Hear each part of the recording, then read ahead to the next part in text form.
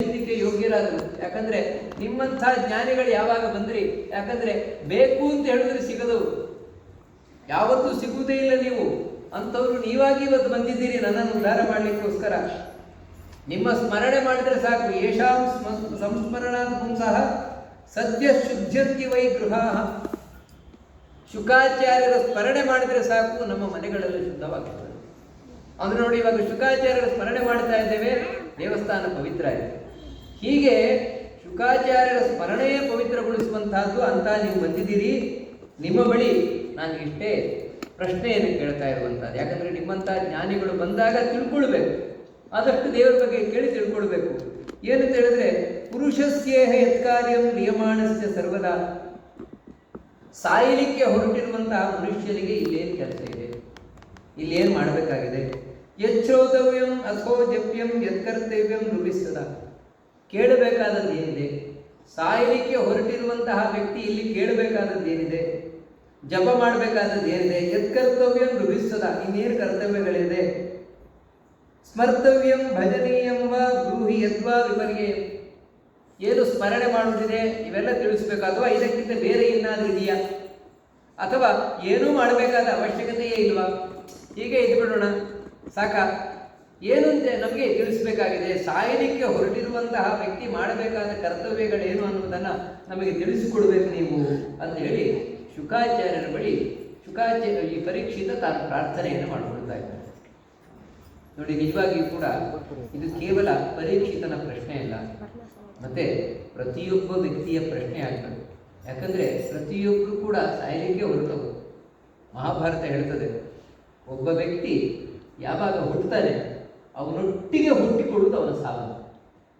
ನಮ್ಮೊಟ್ಟಿಗೆ ನಮ್ಮ ಸಾವು ಹುಟ್ಟಿಕೊಳ್ತದೆ, ನಮ್ಮೊಟ್ಟಿಗೆ ನಮ್ಮ ನಿವಾರಿಸ್ಕೊಂಡು ಬರ್ತದೆ. ಹೇಗೆ ಅಂದರೆ, ಹೆಬ್ಬಾವು ಒಬ್ಬ ವ್ಯಕ್ತಿಯನ್ನು ನುಂಗಿದ ಹಾಗೆ. ಹೆಬ್ಬಾವು ಒಬ್ಬ ವ್ಯಕ್ತಿಯನ್ನು ನುಂಗುತ್ತದೆ, ಒಂದೇ ಸಲ ಅಲ್ಲ, ಮತ್ತೆ ಸ್ವಲ್ಪ ಸ್ವಲ್ಪವೇ ನುಂಗ್ತಾ ಒಂದು ದಿನ ಸಂಪೂರ್ಣ ನುಂಗಿಬಿಡ್ತದೆ. ಹಾಗೆಯೇ ಸಾವು ಎಂಬ ಹೆಬ್ಬಾವು ಸ್ವಲ್ಪವೇ ನುಂಗ್ತಾ ಒಂದು ದಿನ ಸಂಪೂರ್ಣ ನುಂಗ್ತದೆ. ಯಾವಾಗ ಸಂಪೂರ್ಣ ನುಂಗ್ತದೆ ಆಗ ಅವು ಸತ್ತ ಅಂತ ಹೇಳ್ತೇವೆ ನಾವು. ಆದರೆ ಅವತ್ತೇ ಸತ್ತದ್ದಲ್ಲ, ಮತ್ತೆ ಮೊದಲಿನಿಂದ ಅದಕ್ಕೆ ಎಲ್ಲ ಏರ್ಪಾಡುಗಳಾಗ್ತಾ ಇದೆ. ಅದಕ್ಕಾಗಿ ಪ್ರತಿಯೊಬ್ಬ ವ್ಯಕ್ತಿಯು ಸಾಯಲಿಕ್ಕೆ ಹೊರಟಿರುವರು. ಹೌದು, ಸಾಯಲಿಕ್ಕೆ ಹೊರಟಿದ್ದೇವೆ ಅಂತ ಹೇಳಿದ ಮೇಲೆ ಇಲ್ಲಿ ನಮ್ಮ ಕರ್ತವ್ಯ ಏನು? ಹೊರಡುವುದಕ್ಕಿಂತ ಮಾಡಬೇಕಾದದ್ದು ಏನಿದೆ ಇಲ್ಲಿ ಮುಂಚೆ ಗೊತ್ತಿಲ್ಲ ನನಗೆ, ನಿಜವಾಗಿಯೂ ಗೊತ್ತಿಲ್ಲ. ಭಾಗವತ ಈ ಪ್ರಶ್ನೆಯನ್ನು ಮಾಡದೇ ಇದ್ರೆ ನಮಗೆ ಗೊತ್ತಾಗುವುದೇ ಇಲ್ಲ. ನಾವೇನು ತಿಳ್ಕೊಂಡಿರ್ತೇವೆ ಅಂತ ಹೇಳಿದ್ರೆ, ಇಲ್ಲ ಮಾಡೋದೆಲ್ಲ ಮಾಡಿದ್ದೇನೆ ನೋಡಿ, ಹೆಣ್ಮಕ್ಳಿಗೆ ಮದುವೆ ಮಾಡಿದ್ದೇನೆ, ಗಂಡು ಮಕ್ಕಳಿಗೆಲ್ಲ ಆಸ್ತಿಯನ್ನು ಪಾಲು ಮಾಡಿದ್ದೇನೆ, ಎಲ್ಲ ಮಕ್ಕಳು ಸೆಟ್ ಆಗಿದ್ದಾರೆ, ಅವ್ರ ಪಾಡಿಗೆ ಅವರೆಲ್ಲ ಸೆಟ್ಲ್ ಆಗಿದ್ದಾರೆ, ಏನು ನನ್ನ ಜವಾಬ್ದಾರಿ ಏನಿದೆ ಎಲ್ಲ ಮುಗಿಸ್ಬಿಟ್ಟಿದ್ದೇನೆ, ಇನ್ನೇನು ಉಳಿದಿದೆ ಹೇಳ್ತೇವೆ. ಇಷ್ಟೇನಾ ನಮ್ಮ ಕರ್ತವ್ಯ? ಇಷ್ಟಕ್ಕೋಸ್ಕರವೇ ಇಲ್ಲಿ ಬಂದದ್ದ? ಇದಕ್ಕಿಂತ ಹೆಚ್ಚಿನ ದಿನೇನಿಲ್ವಾ? ಸಾಧಿಸಬೇಕಾದದ್ದು ಏನಿಲ್ವಾ ಇಲ್ಲಿ? ನೋಡಿ, ಈ ಪ್ರಶ್ನೆ ಮನುಷ್ಯನೊಳಗೆ ಬರಬೇಕಾದದ್ದು. ಅದನ್ನು ಇಲ್ಲಿ ನಮಗೆ ಭಾಗವತ ಎಚ್ಚರಿಸಿ ಕೊಡ್ತಾ ಇದೆ. ಇನ್ನೂ ಒಂದು ಏನು ಅಂತ ಹೇಳಿದ್ರೆ, ಪರೀಕ್ಷಿತನಿಗೆ 7 ದಿನಗಳು ಅಂತ ಹೇಳಿದ್ರೆ ಅಯ್ಯೋ ಪಾಪ ಅಂತ ಹೇಳೋದಲ್ಲ. ಯಾಕಂತ ಹೇಳಿದ್ರೆ ಇನ್ನು 7 ದಿನಗಳು ಗ್ಯಾರಂಟಿ ಅವರಿಗೆ ಪರೀಕ್ಷಿತ. ಯಾಕಂದ್ರೆ ಶೃಂಗಿಯ ಶಾಪ ಒಂದು ರೀತಿಯಿಂದ ಹೊರ ಆಗಿದೆ ಅವನಿಗೆ.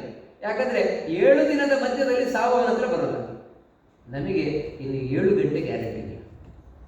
ಯಾವ ವ್ಯಕ್ತಿಗೂ ಕೂಡ ಇನ್ನು 7 ಗಂಟೆ ಗ್ಯಾರಂಟಿ ಇದೆ. ಯಾಕಂತ ಹೇಳಿದ್ರೆ ಮರಣ ಅನ್ನುವುದು ಹೇಳಿ ಬರುವುದಲ್ಲ, ಮತ್ತೆ ಮರಣ ಅನ್ನೋದು ವಯಸ್ಸಾದ ಮೇಲೂ ಬರುವುದಲ್ಲ. ಮರಣ ಅನ್ನುವಂಥದ್ದು ರೋಗ ರುಜಿನ ಬಂದು ಬರುವುದಲ್ಲ. ಆಯುಷ್ಯ ಮುಗಿತ ಕಟ್ಲೆ ತುಂಬಿದ ಮೇಲೆ ಕ್ಷಣಕಾಲ ಇರಲಿಲ್ಲ ಅಂತ ಹೇಳಿದ್ರೆ ಏನು ರೀತಿ ಹೆದರಿಸ್ತಾ ಇದ್ದೀರಲ್ಲ. ಭಾಗವತ ಸಪ್ತಾಹ ಕೂತಿದ್ದೇವೆ. ವಾಸ್ತವಿಕವಾಗಿ ಯಾವಾಗ ನರಸಿಂಹ ಅಂದರೆ ಭಾಗವತ ಸಪ್ತಾಹಕ್ಕೆ ನಾವು ಕೂತಾಗ ನರಸಿಂಹ ಇರ್ತಾನಂತೆ ರಕ್ಷಕನಾಗಿ. ಶೌನಕರದನ್ನು ಹೇಳ್ತಾರೆ.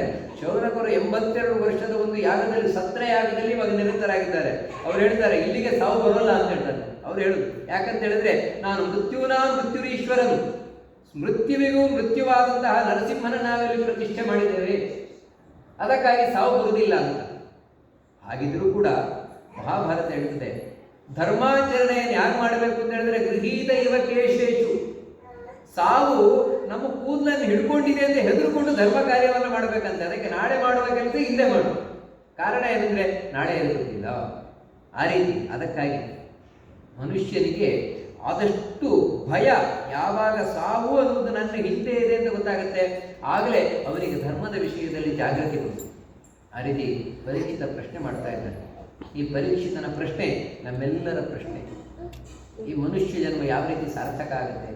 ಅಲ್ಲ, ಯಾಕೆ ಮನುಷ್ಯ ಜನ್ಮ ಅಂತ ಹೇಳ್ತಾರೆ ಅಂತ ಹೇಳಿದ್ರೆ, ಏಸು ಜನ್ಮದ ಸುಕೃತದ ಫಲವು ತಾನು ಜನಿಸಲಾಗಿ ಭೂಸುರ ದೇಹದ ಜನ್ಮವು ಎನಗೆ ಸಂಭವಿಸಿದೆಯಾಗಿ. ಎಷ್ಟೋ ಜನ್ಮಗಳ ಪುಣ್ಯದಿಂದಾಗಿ ಮನುಷ್ಯರಾಗಿ ನಾವು ಹುಟ್ಟಿ ಬರ್ತೇವೆ. ಏನು ಮನುಷ್ಯ ಜನ್ಮ ಅಂತ ಹೇಳಿದ್ರೆ ಸುಲಭ ಅಂತ ತಿಳ್ಕೊಂಡ್ರ? ಮನುಷ್ಯ ಜನ್ಮ ಸುಲಭವಾಗಿ ಬರುವಂಥದ್ದಲ್ಲ. ಅಲ್ಲ, ಈ ಮನುಷ್ಯ ಜನ್ಮಕ್ಕೆ ಏನು ವೈಶಿಷ್ಟ್ಯ ಇದೆ? ಮಹಾಭಾರತದಲ್ಲಿ ಒಂದು ಕಥೆ ಬರ್ತದೆ. ಒಬ್ಬ ಬ್ರಹ್ಮಚಾರಿ ದಾರಿಯಲ್ಲಿ ಹೋಗ್ತಾ ಇದ್ದಾನಂತೆ. ಹೋಗ್ಬೇಕಾದ್ರೆ ಒಬ್ಬ ಶ್ರೀಮಂತ ರಥದಲ್ಲಿ ಕೂತ್ಕೊಂಡು ಬಂದು ರೈಯ ತಾನು ಹೊರಟೋದಂತೆ. ಅವನಿಗೆ ಎಷ್ಟು ವೇಗವಾಗಿ ಹೋದ ಅಂದ್ರೆ ಆ ವೇಗಕ್ಕೆ ಈ ಹುಡುಗ ಪಾಪ ಪಕ್ಕದಲ್ಲಿದ್ದಂಥ ಗುಂಡಿಗೆ ಬಿದ್ದರು. ಇವನನ್ನು ಕೇಳುವವರು ಯಾರೂ ಇಲ್ಲ, ಬ್ರಹ್ಮಚಾರಿಯನ್ನ. ಅವನಿಗೆ ತುಂಬ ಬೇಜಾರಾಯಿತಂತೆ. ಇಷ್ಟು ಹೀನಾಯವಾಗಿ ಬದುಕಬಾರ್ದು, ಸತ್ತೋಗ್ತೇನೆ, ನಾನು ಸಾಯ್ತೇನೆ ಅಂತ ಆತ್ಮಹತ್ಯೆ ಮಾಡ್ಕೊಳ್ಳಿಕ್ಕೆ ಹೊರಟಂತೆ. ಇದನ್ನು ನೋಡಿ ಇಂದ್ರನಿಗೆ ಅಯ್ಯೋ ಪಾಪ ಅಂತ ಕಾಣಿಸಿ, ಅದಕ್ಕೋಸ್ಕರ ತಾನೊಂದು ನರಿಯ ವೇಷದಿಂದ ಬಂದ. ಇಂದ್ರ ಬಂದ ಬ್ರಹ್ಮಚಾರಿಗೆ ಹೇಳ್ತಾನೆ, ಯಾಕೆ ನೀನು ಎಲ್ಲಿಗೆ ಹೊರಟಿದ್ಯಾ? ನಾನು ಸಾಯ್ಲಿಕ್ಕೆ ಹೊರಟಿದ್ದೇನೆ. ಯಾಕೆ ಸಾಯ್ಲಿಕ್ಕೆ ಹೊರಟಿದ್ಯಾ? ಇಲ್ಲ, ನಮ್ಮಂಥವ್ರು ಬದುಕಬಾರದು, ಬೆಲೆ ಇಲ್ಲದೆ ಇಲ್ಲಿ ಬದುಕಬಾರದು, ಬಡವರಾಗಿ ಬದುಕಬಾರದು ಅಂತ ಹೇಳಿದಾಗ ಆ ನರಿ ರೂಪದಲ್ಲಿರುವ ಇಂದ್ರ ಹೇಳ್ತಾನಂತೆ, ಈ ಮನುಷ್ಯ ದೇಹದ ಮಹತ್ವ ನಿನಗೆ ಗೊತ್ತಿದೆಯಾ? ನೋಡು, ದೇವರ ಜನ್ಮಿಗೆ ಕೈ ಕೊಟ್ಟಿದ್ದಾರೆ. ಆ ಕೈಯಿಂದಾಗಿ ನೀವೆಲ್ಲ ಮಾಡ್ತೀವಿ. ಮಳೆಗೆ ಕುಡೆಯನ್ನು ಹಿಡಿತೀರಿ, ಚಳಿಗೆ ಸ್ವೆಟರನ್ನು ಹೊಲ್ಕೊಳ್ತೀರಿ, ಬಿಸಿಲಿಗೆ ಮನೆಯನ್ನು ಕಟ್ಕೊಳ್ತೀರಿ, ಬೇಕಾದ ಆಹಾರವನ್ನು ಬೆಳಿತೀರಿ, ಎಂಥ ಪ್ರಾಣಿಗಳನ್ನು ಪಳಗಿಸಿ ಇಟ್ಟುಕೊಳ್ತೀರಿ. ಈ ರೀತಿ ಕೈಯಿಂದಾಗಿ ಮನುಷ್ಯ ಅನೇಕ ವಿಧವಾದ ಕರ್ಮಗಳನ್ನೆಲ್ಲ ನಡೆಸ್ತಾನೆ. ಎಲ್ಲಿವರೆಗೆ ಅಂದರೆ ನನಗೆ ಹೇಳುತ್ತದೆ, ನೋಡು, ನನ್ನ ವಸ್ತು ನನ್ನ ಮೈ ಮೇಲೆ ಒಂದು ಹುಳ ಕಚ್ಚುತ್ತಾ ಇದೆ ಕೂತ್ಕೊಂಡು, ಆದರೆ ನನಗೆ ತುರಿಸ್ಕೊಳ್ಳಿಕ್ಕಾಗಲ್ಲ. ಯಾಕಂದರೆ ದೇವರು ತುರಿಸ್ಕೊಳ್ಳಿಕ್ಕೆ ಕೈ ಕೊಟ್ಟಿಲ್ಲ ನನಗೆ. ಇಂಥ ಕೈ ಕೊಟ್ಟಿರುವಂತಹ ಜನ್ಮವನ್ನು ಹಾಳು ಮಾಡಿಕೊಳ್ತಾ ಇದೆಯಲ್ವ. ಮನುಷ್ಯ ಜನ್ಮ ಅನ್ನುವಂಥದ್ದು ಶ್ರೇಷ್ಠವಾಗಿರುತ್ತೆ, ಅದನ್ನು ಹಾಳು ಮಾಡಬೇಕು. ಮಾನವ ಜನ್ಮ ದೊಡ್ಡದು, ಇದ ಹಾಳು ಮಾಡಬೇಡಿ ಹುಚ್ಚಪ್ಪಗಳಿರ, ಇದು ಹೇಳುವಂಥದ್ದು. ಯಾಕಂದರೆ ಈ ಜನ್ಮದಲ್ಲಿ ನಾವು ಕಳೆದುಕೊಂಡು ಅಂತ ಹೇಳಿದ್ರೆ ಮತ್ತೊಂದು ಜನ್ಮದಲ್ಲಿ ನಮಗೆ ದೇವರ ಬಗ್ಗೆ ಕೇಳಲಿಕ್ಕಾಗಲ್ಲ, ದೇವರ ಬಗ್ಗೆ ಮಾಡಲಿಕ್ಕಾಗಲ್ಲ. ಅದಕ್ಕಾಗಿ ಈ ಜನ್ಮವನ್ನು ಸಾರ್ಥಕ ಮಾಡಿಕೊಳ್ಬೇಕು. ಹೇಗೆ ಸಾರ್ಥಕ ಮಾಡಿಕೊಳ್ಳೋದು? ಆ ಪ್ರಶ್ನೆ ಕೂಡಲೇ ಈ ಮಾತನ್ನು ಕೇಳಿದರು. ಪರೀಕ್ಷಿತ ಪ್ರಶ್ನೆ ಕೇಳಿ ಶುಕಾಚಾರ್ಯರಿಗೆ ಬಹಳ ಖುಷಿ ಆಯ್ತಂತೆ. ವರಿಯಾನೇಷತೆ ಪ್ರಶ್ನ, ಬಹಳ ಒಳ್ಳೆ ಪ್ರಶ್ನೆಯನ್ನು ಕೇಳಿದ್ಯಾ ಅಂತ ಹೇಳ್ತಾರೆ. ಯಾಕೆ ಅಂತ ಹೇಳಿದ್ರೆ, ಕೃತೋ ಲೋಕ ಹಿತಂತವ, ನಿನಗೋಸ್ಕರ ಕೇಳಿರುವುದಲ್ಲ, ನನಗೆ ಗೊತ್ತು ಅಂತ ಹೇಳ್ತಾರೆ ಶುಕಾಚಾರ್ಯರು.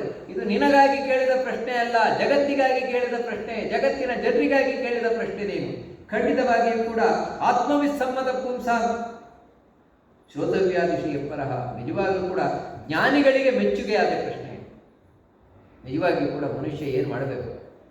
ಸಾಯುವುದಕ್ಕಿಂತ ಮುಂಚೆ ಏನು ಮಾಡಬೇಕು ಅಂತ ನೀನು ಕೇಳಲಿಕ್ಕೆ ಹೊರಟೆ ಅಂತ ಹೇಳಿದ್ರೆ, ಒಂದಾ ಎರಡ, ಇನ್ನು 100 ಜನ್ಮಗಳಲ್ಲಿ ಕೇಳಿದ್ರು ಕೂಡ ಮುಗಿಯದಷ್ಟು ಇದೆ ಅಂತ ಹೇಳ್ತಾರೆ. ಅಷ್ಟಿದೆ ಮನುಷ್ಯ ಕೇಳಬೇಕಾಗಿರುವಂಥದ್ದು ಜೀವನದಲ್ಲಿ. ಶ್ರೋತವ್ಯಾನೀಹ ರಾಜೇಂದ್ರ ನೃಣಾಂ ಸಂತಿ ಸಹಸ್ರಶಃ, ಸಾವಿರಾರಿದೆ. ಅಪಶ್ಯತಾಂ ಆತ್ಮತತ್ವ ಗೃಹೇಶು ಗೃಹಮೇದಿನ. ಆದರೆ ಯಾರಿಗೆ ಪುರುಸುತ್ತಿದೆ? ನೋಡಿ, ಶುಕಾಚಾರ್ಯರು ದುಃಖದಿಂದ ಹೇಳೋದು, ಯಾರಿಗೆ ಪುರುಸುತ್ತಿದೆ? ಕೇಳಲಿಕ್ಕಿದೆ ಬೇಕಾದಷ್ಟು, ಆದರೆ ಪುರುಸುತ್ತು ಯಾರಿಗೂ ಇಲ್ಲ. ಯಾಕಂತ ಹೇಳಿದ್ರೆ ರಾತ್ರಿ ಇಡೀ ನಿದ್ರೆಯಲ್ಲಿ ಕಳೆದು, ಹಗಲಿಡೀ ಹೊಟ್ಟೆಪಾಡಿನಲ್ಲಿ ಕಳೆದು, ಇನ್ನು ಬಾಲ್ಯ ಆಟ ಆಡ್ಕೊಂಡು ಹೋಯ್ತು, ವೃದ್ಧಾಪ್ಯ ಹಾಸಿಗೆ ಹಿಡಿದು ಹೋಯ್ತು, ಯೌವನ ಅಯ್ಯೋ ಈಗ ತಾನೇ ಮದುವೆ ಆಗಿದೆ, ಇವಾಗ ನಾವು ತಪಸ್ ಮಾಡ್ಕೊಂಡು ಕೂತ್ಕೊಳ್ಳೋದಾ, ಇವಾಗ ದೇವರಂತ ಕೂತ್ಕೊಳ್ಳೋದಾ, ಈಗ ಹೊರಟೋಯ್ತು. ಇನ್ನು ಯಾವಾಗ ಮಾಡಿ ಸಾಧನೆಯನ್ನು ಮಾಡುವುದು ಯಾವಾಗ? ಈ ಜನ್ಮವನ್ನು ಸಾರ್ಥಕ ಮಾಡಿಕೊಳ್ಳೋದು ಯಾವಾಗ ಅಂತ ಪ್ರಶ್ನೆಯನ್ನು ಮಾಡ್ತಾರೆ. ಮನುಷ್ಯ ಒಂದು ಸಲ ಸಾಯುವುದಲ್ಲ, ನಿತ್ಯವೂ ಸಾಯ್ತಾ ಇದ್ದಾನೆ. ದೇಹ ಪತ್ಯ ಕಳತ್ರಾದಿಶ್ವಾತ್ಮ ದೈನೇಶ್ ವಸಸ್ವತಿ ತೇಷು ಪ್ರಸಕ್ತೋ ನಿಧನಂ ಪಶ್ಯನ್ನಪಿ ನ ಪಶ್ಯತಿ. ಎಷ್ಟು ಹೇಳ್ತಾರೆ ಅಂದರೆ, ಪ್ರತಿದಿನ ದೇಹ ಅಪತ್ಯ ಕಳತ್ರಾದಿಶ್ವಾತ್ಮ ದೈನೇಶ್, ಈ ದೇಹವನ್ನು ಸಾಕಬೇಕು, ಬದುಕಬೇಕು. ಅದಕ್ಕೆ 10 ಜನರ ಮುಂದೆ ಹೋಗಿ ಕೈ ಹುಡುಕ್ತಾರೆ. 10 ಜನರ ಕೈಗೆ ತಾನು ಚಾಕರಿ ಮಾಡ್ತಾನೆ. ಅವರು ಬಾಯಿಗೆ ಬಂದಾಗ ಬೈತಾರೆ, ಅದನ್ನು ಬಯಸ್ಕೊಳ್ತಾರೆ. ಇವನು ಈ ವ್ಯಕ್ತಿ ಒಡಲಿಗೋ ಸುಖವಾಗಿ ಪರದ ಅಡಿಗಳಿಗೆ ಎರಗಿ ಅವರ ಬಿಡು ನುಡಿಗಳ ಕೇಳಲಾರೆ ಕೇಳಲಾರೆಗೆ ಮುರಾರೆ ಮನಸ್ಸು ಕರಗದೆ ಸ್ವಾಮಿ ದಯವು ಬಾರದೆ. ಬಾಯಿಗೆ ಬಂದಾಗ ಬೈತಾರೆ, ಯಾಕಂದ್ರೆ ನಮ್ಮ ಕಾಲಡಿಗೆ ಬಂದಾಗ ಬೈಯು ಸಹಜವೇ. ಇದು ಒಂದು ರೀತಿ ಸಾವಲ್ಲ. ಈ ರೀತಿ ಇನ್ನೊಬ್ಬರ ಕಾಲ ಕೆಳಗೆ ಹೋಗಿ ಅವರಾಗಿ ಚೀತು ಅಂತ ಬಯಸ್ಕೊಂಡು ಅವ್ರು ಹೇಳಿದಾಗೆ ಕೇಳ್ಕೊಂಡು ಬಿದ್ದಿರುವುದು. ಇನ್ನು ಹೆಂಡತಿ ಮಕ್ಕಳು ಅವರನ್ನು ರಕ್ಷಣೆ ಮಾಡಲಿಕ್ಕೋಸ್ಕರ ಎಷ್ಟು ಜನರ ಕೈ ಹಿಡಿಬೇಕು, ಎಷ್ಟು ಜನರ ಕಾಲಿಡಬೇಕು, ಎಷ್ಟು ಜನರ ಹತ್ರ ಬಯಸ್ಕೊಳ್ಬೇಕು, ಎಷ್ಟು ಜನರ ಹತ್ರ ಅವಮಾನ ಮಾಡ್ಕೊಳ್ಬೇಕು. ಇವೆಲ್ಲವೂ ಕೂಡ ಮರಣವೇ ತಾನೆ. ಅದೇ ತುಳುವಿನಲ್ಲಿ ಹೇಳೋದು ಉಂಟಲ್ಲ, ಹೆಚ್ಚಿನ ಸಾವು ಮಾರಡೆ. ನೋಡಿ, ತುಳುದು ಹೇಳೋದಲ್ಲಿ ಹೆಚ್ಚಿನ ಸಾವು ಮಾರಡೆ ಅಂತ ಹೇಳಿದ್ರೆ, ಸಾವು ಅಂತ ನೋಡಿ ಎಷ್ಟು ಒಳ್ಳೆ ಅರ್ಥದಲ್ಲಿ ಪ್ರಯೋಗದಲ್ಲಿದೆ ತುಳುವಿನಲ್ಲಿ ಅಂತ ಹೇಳಿದ್ರೆ, ಮನುಷ್ಯನ ದುಃಖ ಅದನ್ನೇ ಹೇಳುದು, ಹೆಚ್ಚಿನ ಸಾವು ಮಾರಡೆ ಆಯನ ಕಾರಣಿ ಬರೋದು ಅಂದ್ರೆ ನೋಡಿ, ಇದನ್ನೇ ನಾವು ಹೇಳುವಂಥದ್ದು. ಇದು ಸಾವಲ್ಲ. ಪಶ್ಯನ್ನಪಿ ಯಥೇಷು ಪ್ರಸಕ್ತೋ ನಿಧನಂ ಪಶ್ಯನ್ನಪಿ ನ ಪಶ್ಯತೆ. ದಿನವೂ ಕೂಡ ಇದು ಒಂದು ರೀತಿ ಸಾವೇ. ಇದನ್ನು ಕಂಡು ಕಾಣದಾಗಿರ್ತಾನೆ ಮನುಷ್ಯ. ತನ್ನ ಏಳಿಗೆಯನ್ನು ಬಯಸಬೇಕು ಅಂತ ಇಚ್ಛಿಸುವುದಿಲ್ವಲ್ಲ. ಹೋಗ್ಲಿ, ನೀನಾದರೂ ಕೇಳಿದೆಯಲ್ವಾ, ನಿನಗೆ ನಾನು ಉತ್ತರ ಕೊಡ್ತೇನೆ. ತಸ್ಮಾತ್ ಭಾರತ ಸರ್ವಾತ್ಮ ಭಗವಾನ್ ಹರಿಣೀಶ್ವರ ಶ್ರೋತವ್ಯ ಕೀರ್ತಿತವ್ಯಶ್ಚ ಸ್ಮರ್ತವ್ಯಕ್ಕೇಚ್ಛತಾ ಭಯಂ. ನೋಡು, ಅದರಿಂದಾಗಿ ಯಾರಿಗೆ ಸಾವಿನ ಭಯ ಹೋಗಬೇಕಾಗಿದೆ, ಸಾವನ್ನು ಬಿಟ್ಟು ನಿಲ್ಲಬೇಕಾಗಿದೆ, ಸಿಕ್ಕಿದ ಈ ಜನ್ಮ ಸಾರ್ಥಕ ಮಾಡಿಕೊಳ್ಬೇಕಾಗಿದೆ. ಶಾಲೆಗೆ ಹೋದವನು ಯಾರು ಸಾರ್ಥಕವಾಗಿ ಶಾಲೆಗೆ ಹೋದವನು ಅಂತ ಹೇಳಿದ್ರೆ, ಒಳ್ಳೆಯ ರೀತಿಯ ಮಾರ್ಕನ್ನು ತೆಗೆದು ಯಾರು ಪಾಸ್ ಆದ್ನೋ ಅವನು ಶಾಲೆಗೆ ಹೋದದ್ದು ಸಾರ್ಥಕ ಆಗಿ. ಕಡೆಗೆ 35 ಮಾರ್ಕ್ ತಗೊಂಡ್ರು ಕೂಡ ಪ್ರಯೋಜನ ಇಲ್ಲ ಅಂತಲೇ ಹೇಳು. ಒಳ್ಳೆಯ ಮಾರ್ಕ್ ತಗೊಳ್ಬೇಕು. ಅದೇ ರೀತಿ ಜೀವನದಿಂದ ನಾವು ಹೋಗಬೇಕಾದ್ರೆ, ಇಲ್ಲಿಂದ ಹೋಗಬೇಕಾದ್ರೆ ನಾವು ಕೂಡ ಹಾಗೆ ಪಾಸಾಗಿ ಹೋಗ್ಬೇಕು. ಹಾಗಿದ್ರೆ ಮಾತ್ರ ಸಾರ್ಥಕ. ಫೈಲಾದರೆ ಫೈಲೇ ಜೀವನ ಸಾರ್ಥಕ ಆಗಬೇಕಾ? ಅದಕ್ಕೋಸ್ಕರ ಹೇಳ್ತಾರೆ ಭಗವಾನ್ ಹರಿಣೀಶ್ವರ. ಭಗವಾನ್ ಅಂದರೆ ಅದೇ ಭಾಗವತಕ್ಕೆ ಅವನೇ ಪ್ರತಿಪಾದ್ಯನಾದವನು ಭಗವಂತ. ಯಾರು ಅಂದರೆ ಹರಿಹಿ, ಭಗವಂತ, ನಾರಾಯಣ, ಕೃಷ್ಣ. ಯಾಕೆ ಅವನಿಗೆ ಹರಿ ಅಂತ ಹೆಸರು ಅಂತ ಹೇಳಿದ್ರೆ, ನಮ್ಮ ಎಲ್ಲ ಪಾಪಗಳನ್ನು ಪರಿಹರಿಸುವವ, ನಮಗೆ ಬೇಕಾದದ್ದನ್ನು ತಂದು ಕೊಡುವವ ಅಂತ ಭಗವಂತ ನಮ್ಮೆಲ್ಲರ ಒಡೆಯ, ಈಶ್ವರ ಒಡೆಯ. ಶ್ರೋತವ್ಯ, ಅವನ ಬಗ್ಗೆ ಕೇಳಬೇಕು. ಮೊದಲು ಕೇಳಬೇಕಾದದ್ದು ಭಗವಂತನ ಬಗ್ಗೆ. ಕೀರ್ತಿತವ್ಯಶ್ಚ, ಕೇಳಬೇಕು. ಹೇಳುವವರಿದ್ರೆ ಕೇಳಬೇಕು, ಕೇಳುವವರಿದ್ರೆ ಹೇಳಬೇಕು. ಶ್ರೋತವ್ಯ ಕೀರ್ತಿತವ್ಯಶ್ಚ, ಕೇಳುವವರು ಹೇಳುವವರು ಇಲ್ಲದೇ ಇದ್ರೆ ಮನಸ್ಸಿನಲ್ಲಿ ಚಿಂತಿಸಬೇಕು. ಸ್ಮರ್ತವ್ಯಶ್ಚ ಇಚ್ಛತಾ ಭಯಂ, ಯಾರಿಗೆ ಜೀವನದಲ್ಲಿ ಭಯರಹಿತವಾದಂತಹ ಜೀವನ ಬೇಕು. ನಮ್ಮ ಜೀವನದಲ್ಲಿ ನಮಗೆ ಯಾವುದೇ ಕಷ್ಟ ಬರಬಾರದು. ಕಡೆಯ ತನಕವೂ ಕೂಡ ನಾವು ಸುಖವಾಗಿದ್ದು ಸುಖವಾಗಿ ಹೋಗಬೇಕಾ? ಅದಕ್ಕಿರುವುದಿದೆ ಒಂದು ಉಪಾಯ. ದೇವರ ಬಗ್ಗೆ ಕೇಳುವುದು, ಹೇಳುವುದು, ಒಳಗಿನಿಂದ ಚಿಂತನವನ್ನು ಮಾಡ್ತಾ ಇರುವಂಥದ್ದು ದೇವರ ಬಗ್ಗೆ. ಇದೇ ದೊಡ್ಡ ಸಾಧನೆ. ಇದಕ್ಕಿಂತ ದೊಡ್ಡ ಸಾಧನೆಯೇ ಇಲ್ಲ ಅಂತ ಹೇಳ್ತಾರೆ. ಯಾಕಂದರೆ ಮನುಷ್ಯ ಈ ರೀತಿ ತಾನು ಏತಾವತ್ ಸಾಂಖ್ಯಯೋಗಾಭ್ಯ ಸ್ವಧರ್ಮ ಪರಿನಿಷ್ಠೆಯ ಜನ್ಮಲಾಭ ಪರಪುಂಸಾಂ ಅಂತೆ ನಾರಾಯಣ ಸ್ಮೃತಿ. ಇಷ್ಟೆಲ್ಲ ಯಾಕೆ ಮಾಡಬೇಕು? ಇಷ್ಟು ಪ್ರತಿಯೊಂದನ್ನು ಇವಾಗ ಭಾಗವತ ಸಪ್ತಾಹ ಮಾಡ್ತೇವೆ, ದಾನ ಮಾಡ್ತೇವೆ, ಹೋಮ ಮಾಡ್ತೇವೆ, ಯಜ್ಞ ಮಾಡ್ತೇವೆ, ಅದು ಮಾಡ್ತೇವೆ, ಇದು ಮಾಡ್ತೇವೆ. ಯಾಕೆ ಇಷ್ಟೆಲ್ಲ? ಇದರ ಪ್ರಯೋಜನ ಏನು? ಇಷ್ಟೇ. ಶುಕಾಚಾರ್ಯರು ಹೇಳ್ತಾ ಇರ್ತಾರೆ, ನಾನು ಎಲ್ಲ ಶಾಸ್ತ್ರಗಳನ್ನು ನೋಡಿ ಹೇಳ್ತಾ ಇರೋದೇನೆಂದರೆ, ಪರೀಕ್ಷೆಯಲ್ಲಿ ಪಾಸಾಗಲಿಕ್ಕೆ. ಇಡೀ ವರ್ಷ ಹುಡುಗ ಓದುವುದು ಯಾಕಂತ ಹೇಳಿದ್ರೆ ಪರೀಕ್ಷೆಯಲ್ಲಿ ಪಾಸಾಗಲಿಕ್ಕೆ. ಪರೀಕ್ಷೆ ಇರುವುದು 3 ಗಂಟೆ. ಆ 3 ಗಂಟೆಯ ಪರೀಕ್ಷೆಯಲ್ಲಿ 1 ವರ್ಷ ಇಡೀ ಓದಿದ್ದನ್ನು ಅವನು ಬರೆದಿಡಬೇಕು. ಹಾಗೆಯೇ ಜೀವನದಲ್ಲಿ ನಮಗೊಂದು ದೇವರು ಪರೀಕ್ಷೆ ಕೊಡ್ತಾನೆ. ಯಾವುದಂದರೆ ಅದೇ ಮರಣಕಾಲ. ಮರಣಕಾಲ ಅನ್ನೋದು ವ್ಯಕ್ತಿಯ ಪರೀಕ್ಷೆ. ಏನು ಪರೀಕ್ಷೆ ಅಂತ ಹೇಳಿದ್ರೆ, ಮುಂದೆ ನೀನೇನಾಗ್ತೀಯ. ಪರೀಕ್ಷೆಯಲ್ಲಿ ವಿದ್ಯಾರ್ಥಿ ಯಾಕೆ ಬರೀತಾನೆ ಅಂದರೆ, ಅವನ ಜೀವನವನ್ನು ಅವನು ರೂಪಿಸಿಕೊಳ್ಳಿಕ್ಕೋಸ್ಕರ. ಒಳ್ಳೆಯ ಮಾರ್ಗ ತೆಗೆದ್ನ, ಮತ್ತೆ ಒಳ್ಳೆಯ ರೀತಿಯಿಂದ ಉದ್ಯೋಗವನ್ನು ಪಡೆದು ಏನೋ ಒಳ್ಳೆಯ ರೀತಿಯಿಂದ ಬದುಕ್ತಾನೆ. ಫೈಲಾಗಿ ಕೂತ್ನ, ಇನ್ನೇನು ಬೇಡಾಗಿದ್ದ ಕೆಲಸಕ್ಕೆ ಹೋಗ್ಬೇಕಾಗ್ತದೆ. ನೋಡಿ, ಅದೇ ರೀತಿ ಜೀವನದಲ್ಲಿ ನಮ್ಮ ಮುಂದಿನ ಜೀವನವನ್ನು ನಾವೇ ರೂಪಿಸಿಕೊಳ್ಳುವುದು ಅವಕಾಶ ದೇವರು ಕೊಡ್ತಾರೆ. ಅದೇನೆಂದರೆ ಕಡೆಯ ಕಾಲದ ಸ್ಮರಣೆ. ಯಂ ವಿಸ್ಮರನ್ ಭಾವಂ ತ್ಯಜತ್ಯಂತೆ ಕಲೇವರಂ ತಂ ತಮೇವೈತಿ ಕೌಂತೆಯ ತದಾ ತದ್ಭಾವ ಭಾವಿತ. ಭಗವದ್ಗೀತೆಯಲ್ಲಿ ಕೃಷ್ಣ ಹೇಳಿದ ಮಾತು. ಅದೇ ಕಾಲದಲ್ಲಿ ಪ್ರಾಣ ತ್ಯಾಗ ಆಗಬೇಕಾದ್ರೆ ಮನುಷ್ಯ ಯಾವುದನ್ನು ಸ್ಮರಣೆ ಮಾಡಿಕೊಂಡು ಪ್ರಾಣ ಬಿಡ್ತಾನೋ ಮುಂದೆ ಅದೇ ಆಗಿ ಹೋಗ್ತಾನೆ, ಮುಂದಿನ ಜನ್ಮ ಅದೇ ಆಗಿರ್ತಾನೆ. ಅದಕ್ಕಾಗಿ ಕಡೆಯಲ್ಲಿ ನಾವು ದೇವರನ್ನು ಸ್ಮರಣೆ ಮಾಡ್ತಾ ಪ್ರಾಣವನ್ನು ಬಿಡುವ ಭಗವಂತನನ್ನೇ ಹೋಗಿ ಸೇರ್ತೇವೆ. ಅಂತೆ ನಾರಾಯಣ ಸ್ಮೃತಿ, ಕಡೆಗೆ ದೇವರ ಸ್ಮರಣೆ ಬರಬೇಕು ಅಂತ ಹೇಳಿದರೆ ಅದಕ್ಕಾಗಿ ಎಲ್ಲ ಮಾಡಬಹುದು. ಅದು ಎಲ್ಲಿವರೆಗೆ ಅಂದರೆ ಫ್ರಾಕ್ಷನ್ ಆಫ್ ಸೆಕೆಂಡ್, 3 ಗಂಟೆ ಅಲ್ಲ 3 ಸೆಕೆಂಡು ಇದೆ. ಎಲ್ಲಿವರೆಗೆ ಅಂದರೆ ಕೃಷ್ಣ ಕೃಷ್ಣ ರಾಮ ರಾಮ ರಾಮ ಇದೆಲ್ಲ ಮುಖ್ಯ. ಯಾವಾಗ ಪ್ರಾಣ ಹೋಗಲಿಕ್ಕೆ ಸಿದ್ಧವಾಗುತ್ತೆ ಆಗ ಬಾಯಿ ನಿಂತು ಹೋಗ್ತದೆ, ಕಣ್ಣು ಕಾಣುವುದಿಲ್ಲ, ಕಿವಿ ಕೇಳುವುದಿಲ್ಲ. ಯಾಕಂದರೆ ಎಲ್ಲ ಇಂದ್ರಿಯಗಳು ಹೋಗಿ ಮನಸ್ಸಿನೊಳಗೆ ಸೇರಿಕೊಳ್ತದೆ, ಮನಸ್ಸು ಬುದ್ಧಿಯೊಳಗೆ ಸೇರಿಕೊಳ್ತದೆ. ಒಂದರೊಳಗೆ ಸೇರಿಕೊಂಡು ಜೀವ ಯಾವಾಗ ಇಲ್ಲಿಂದ ಹೊರಟ, ಇಲ್ಲಿರುವ ಜೀವ ಮೇಲಕ್ಕೆ ಹೊರಟ ಪುಣ್ಯಾತ್ಮನಾಗಿದ್ದ ಪಕ್ಷದಲ್ಲಿ, ಪಾಪಿಯಾಗಿದ್ದರೆ ಕೆಳಕ್ಕೆ ಹೋಗ್ತಾನೆ, ಅಂದರೆ ಮಲಮೂತ್ರ ದ್ವಾರದಲ್ಲಿ ಹೋಗ್ತಾನೆ. ಪುಣ್ಯಾತ್ಮನಿಗೆ ಮಾತ್ರ ಇಲ್ಲಿ ಹೊರಗೆ ಬಂದು ದೇಹದಿಂದ ಹೊರಗೆ ಹೋಗಬೇಕಾದ್ರೆ ದೇವರ ಸ್ಮರಣೆ ಬರಬೇಕು. ಆಗ ಇವನಿಗೆ ಯಾವುದು ಸ್ಮರಣೆ ಬರುತ್ತೆ ಅದು ಮೈನ್. ಅದು ಆಗ ರಾತ್ರಿ ನಿದ್ರೆ ಮಾಡ್ಕೊಂಡು ಪ್ರಾಣ ಬಿಟ್ಟರೆ ಗೊತ್ತಾಗಲ್ಲ. ಸಾಮಾನ್ಯವಾಗಿ ಯಾಕಂದರೆ ಕೆಲವರು ನಾವು ನೋಡ್ತೇವೆ ರಾತ್ರಿ ಕಾಡ ನಿದ್ರೆ ಮಾಡ್ತಾ ಇರ್ತಾರೆ, ಆಗಲೇ ಪ್ರಾಣ ಬಿಡ್ತಾರೆ. ನಾವು ಹೇಳ್ತೇವೆ ಪಾಪ ಗೊತ್ತೇ ಆಗಲಿಲ್ಲ ನಮಗೆ. ಹಾಗವರಿಗೆ ಆಗೋದುಂಟ?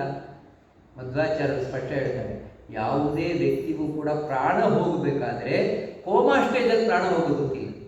ಅವರಿಗೆ ಗೊತ್ತಿಲ್ಲದೆ ಪ್ರಾಣ ಹೋಗುವುದಿಲ್ಲವೇ ಇಲ್ಲ. ಈ ದೇಹದಿಂದ ಹೊರಗೆ ಹೋಗಬೇಕಾದ್ರೆ ಅವನಿಗೆ ಎಚ್ಚರ ಇದ್ದೇ ಇರ್ತದೆ ಅಂತ ಹೇಳಿ, ಎಚ್ಚರ ಇದ್ದೇ ಇರ್ತದೆ. ಅಷ್ಟು ಮಾತ್ರ ಅಲ್ಲ, ಆ ಕ್ಷಣದಲ್ಲಿ ಇಡೀ ಜೀವನದಲ್ಲಿ ಅವನಿಗೆ ಹೆಚ್ಚು ಅಚ್ಚೊತ್ತಿಯಾಗಿದೆ, ಅದು ನೆನಪಿಗೆ ಬಂದೇ ಬರ್ತದೆ.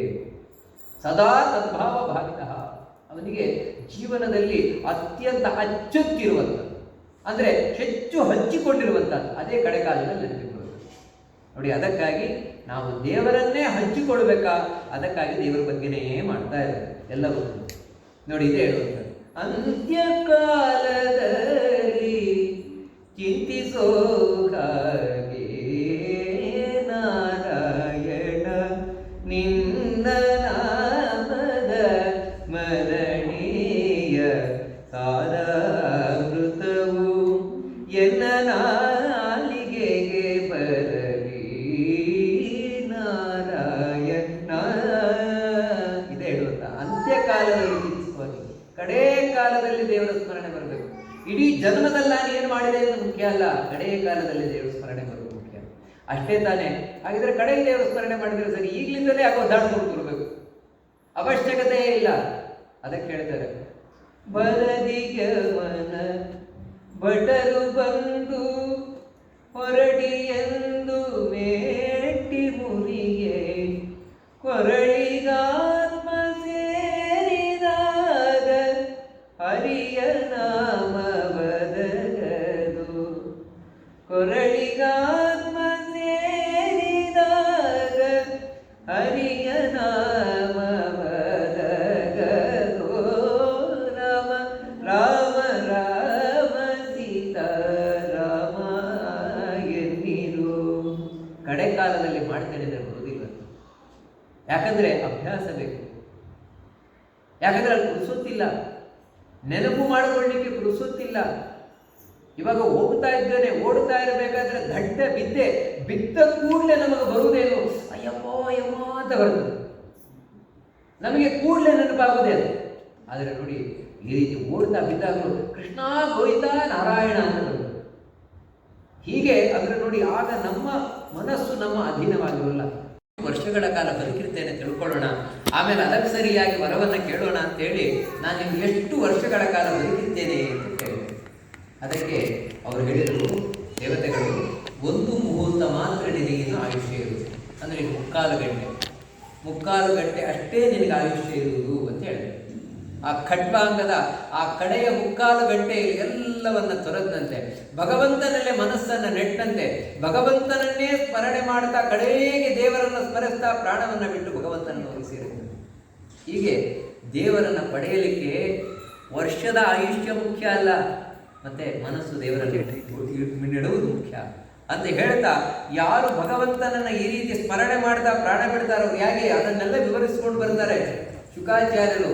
ಯಮ, ನಿಯಮ, ಆಸನ, ಪ್ರಾಣಾಯಾಮ, ಪ್ರತ್ಯಾಹಾರ, ಧ್ಯಾನ, ಸಮಾಧಿ, ಈ ಅಷ್ಟಾಂಗ ಯೋಗ ಅಂತ ಏನು ಹೇಳ್ತೇವೆ ಅದನ್ನ ಅದು ಯಾವ್ಯಾವ ರೀತಿ ಮಾಡ್ಕೊಂಡು ಬರಬೇಕು ಅದನ್ನ ತಿಳಿಸ್ಕೊಂಡು ಬರ್ತಾರೆ ಪ್ರತಿಯೊಂದನ್ನು. ಇದು ವಿಶೇಷವಾಗಿ ನಾವು 3ನೇ ಸ್ಕಂದದಲ್ಲೂ ನೋಡ್ಲಿಕ್ಕಿದ್ದೇವೆ.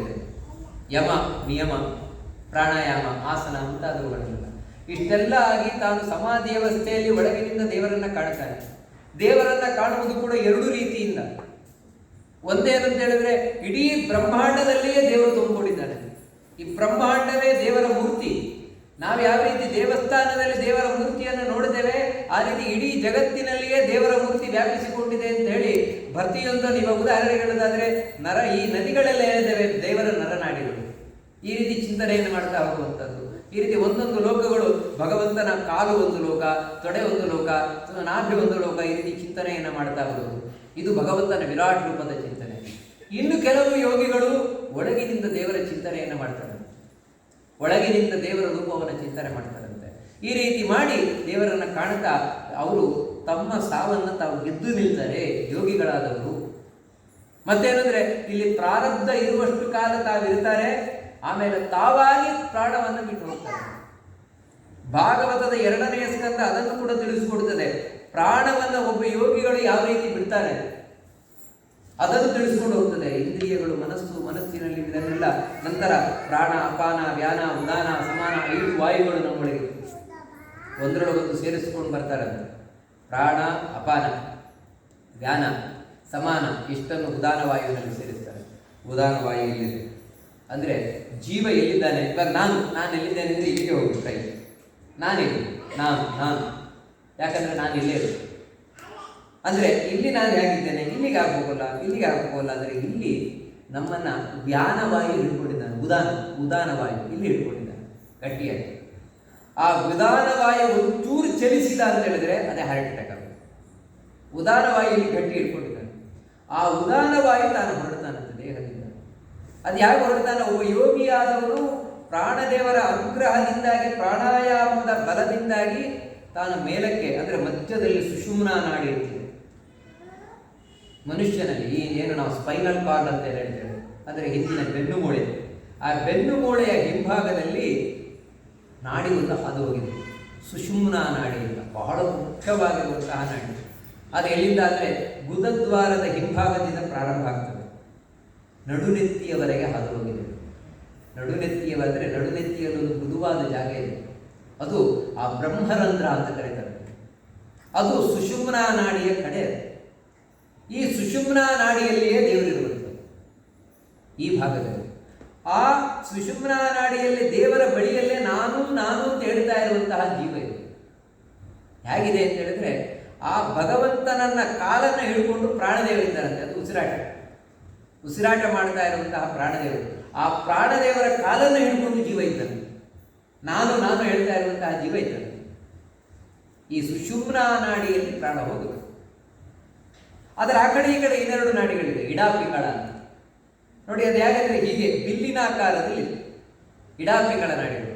ಅದು ಸಾಮಾನ್ಯ ಮೂಗಿನ ಹೊಳ್ಳೆ ಹತ್ರ ಬರ್ತದೆ 2 ನಾಡಿಗಳು. ಈ 2 ನಾಡಿಗಳಲ್ಲಿ ಅಂದ್ರೆ ನೋಡಿ, ಪುಣ್ಯಾತ್ಮರು ಪ್ರಾಣ ಹೋಗುವುದು ಈ 3 ನಾಡಿಗಳು, ಸುಷುಮ್ನಾ ನಾಡಿ, ಇಡಾಪಿಂಗಳ ನಾಡಿ. ಈ 3 ನಾಡಿಯಲ್ಲಿ ಪುಣ್ಯಾತ್ಮರ ಪ್ರಾಣ ಹೋಗ್ತದೆ, ಪಾಪಿಗಳಲ್ಲಿ. ಅದು ಪುಣ್ಯಾತ್ಮರು ಈ 3 ನಾಡಿಯಲ್ಲಿ ಹೋದವರು ಎಲ್ಲೆಲ್ಲಿ ಹೋಗ್ತಾರೆ, ಇದನ್ನೆಲ್ಲ 2ನೇ ಸ್ಕಂದ ಭಾಗವತ ತಿಳಿಸ್ಕೊಂಡು ಹೋಗ್ತದೆ. ಅದರಲ್ಲಿ ಸುಷುಮ್ನಾ ನಾಡಿ ಅನ್ನೋದು ವೆರಿ ಇಂಪಾರ್ಟೆಂಟ್, ಬಹಳ ಮುಖ್ಯವಾದದ್ದು. ಇವಾಗ ನಾನು ಜೀವನದಲ್ಲಿ ಆರೋಗ್ಯವಂತವಾಗಿರಬೇಕು ಅಂದರೆ ಸುಷುಮ್ನಾ ನಾಡಿ ಶುದ್ಧವಾಗಿರಬೇಕು. ಬೇಕಾದಷ್ಟು ನಾಡಿ ಇದೆ ಒಳಗೆ, ಲೆಕ್ಕ ಇಲ್ಲದಷ್ಟು ನಾಡಿ ಇದೆ, ಕೋಟಿ ನಾಡಿಗಳಿದೆ. ಅದರಲ್ಲಿ ಪ್ರಧಾನವಾದ ನಾಡಿ ಇದೆ ಸುಷುಮ್ನಾ ನಾಡಿ. ಆ ಸುಷುಮ್ನಾ ನಾಡಿ ರುಜುವಾದ ನಾಡಿ, ನೇರವಾದ ನಾಡಿ. ಈ ಸುಷುಮ್ನಾ ನಾಡಿ ಶುದ್ಧವಾಗಿದೆ ಅಂತ ಹೇಳಿದ್ರೆ ನಾವು ದಿನ ಇಡೀ ಹೀಗೆ ನೇರ ಬೆನ್ನು ಮಾಡ್ಕೊಂಡು ಕೂತ್ಕೊಳ್ಬೋದು. ಈ ಸುಷುಮ್ನಾ ನಾಡಿ ಅಶುದ್ಧವಾಗಿರುವುದರ ಸಂಕೇತವೇ ಹೀಗೆ ಮೈಭಾಗ. ನಮಗೆ ಇದು ಯಾಕೆ ಅಂದರೆ ನಮಗೆ ಅರ್ಥ ಆಗೋದಿಲ್ಲ. ಹೀಗೆ ಬೆನ್ನು ಬಗ್ತದೆ, ಇನ್ನು ನಾವು ಬಲವಂತವಾಗಿ ಹೀಗೆ ನಿಲ್ಲಿಸ್ತೇವೆ, 5 ನಿಮಿಷ ಮತ್ತೆ ಬಗ್ತದೆ. ಅದಕ್ಕೆ ಏನು ಕಾರಣ ಅಂತ ಹೇಳಿದ್ರೆ ಸುಷುಮ್ನಾ ನಾಡಿ ಅಶುದ್ಧವಾಗಿರುತ್ತದೆ. ಪ್ರಾಣಾಯಾಮದ ಬಲದಿಂದಾಗಿ ನೋಡಿ ನಾಡಿ ಶುದ್ಧಿ ಆಗಬೇಕು, ಸುಷುಮ್ನಾ ನಾಡಿ ಶುದ್ಧಿ ಆಗಬೇಕು.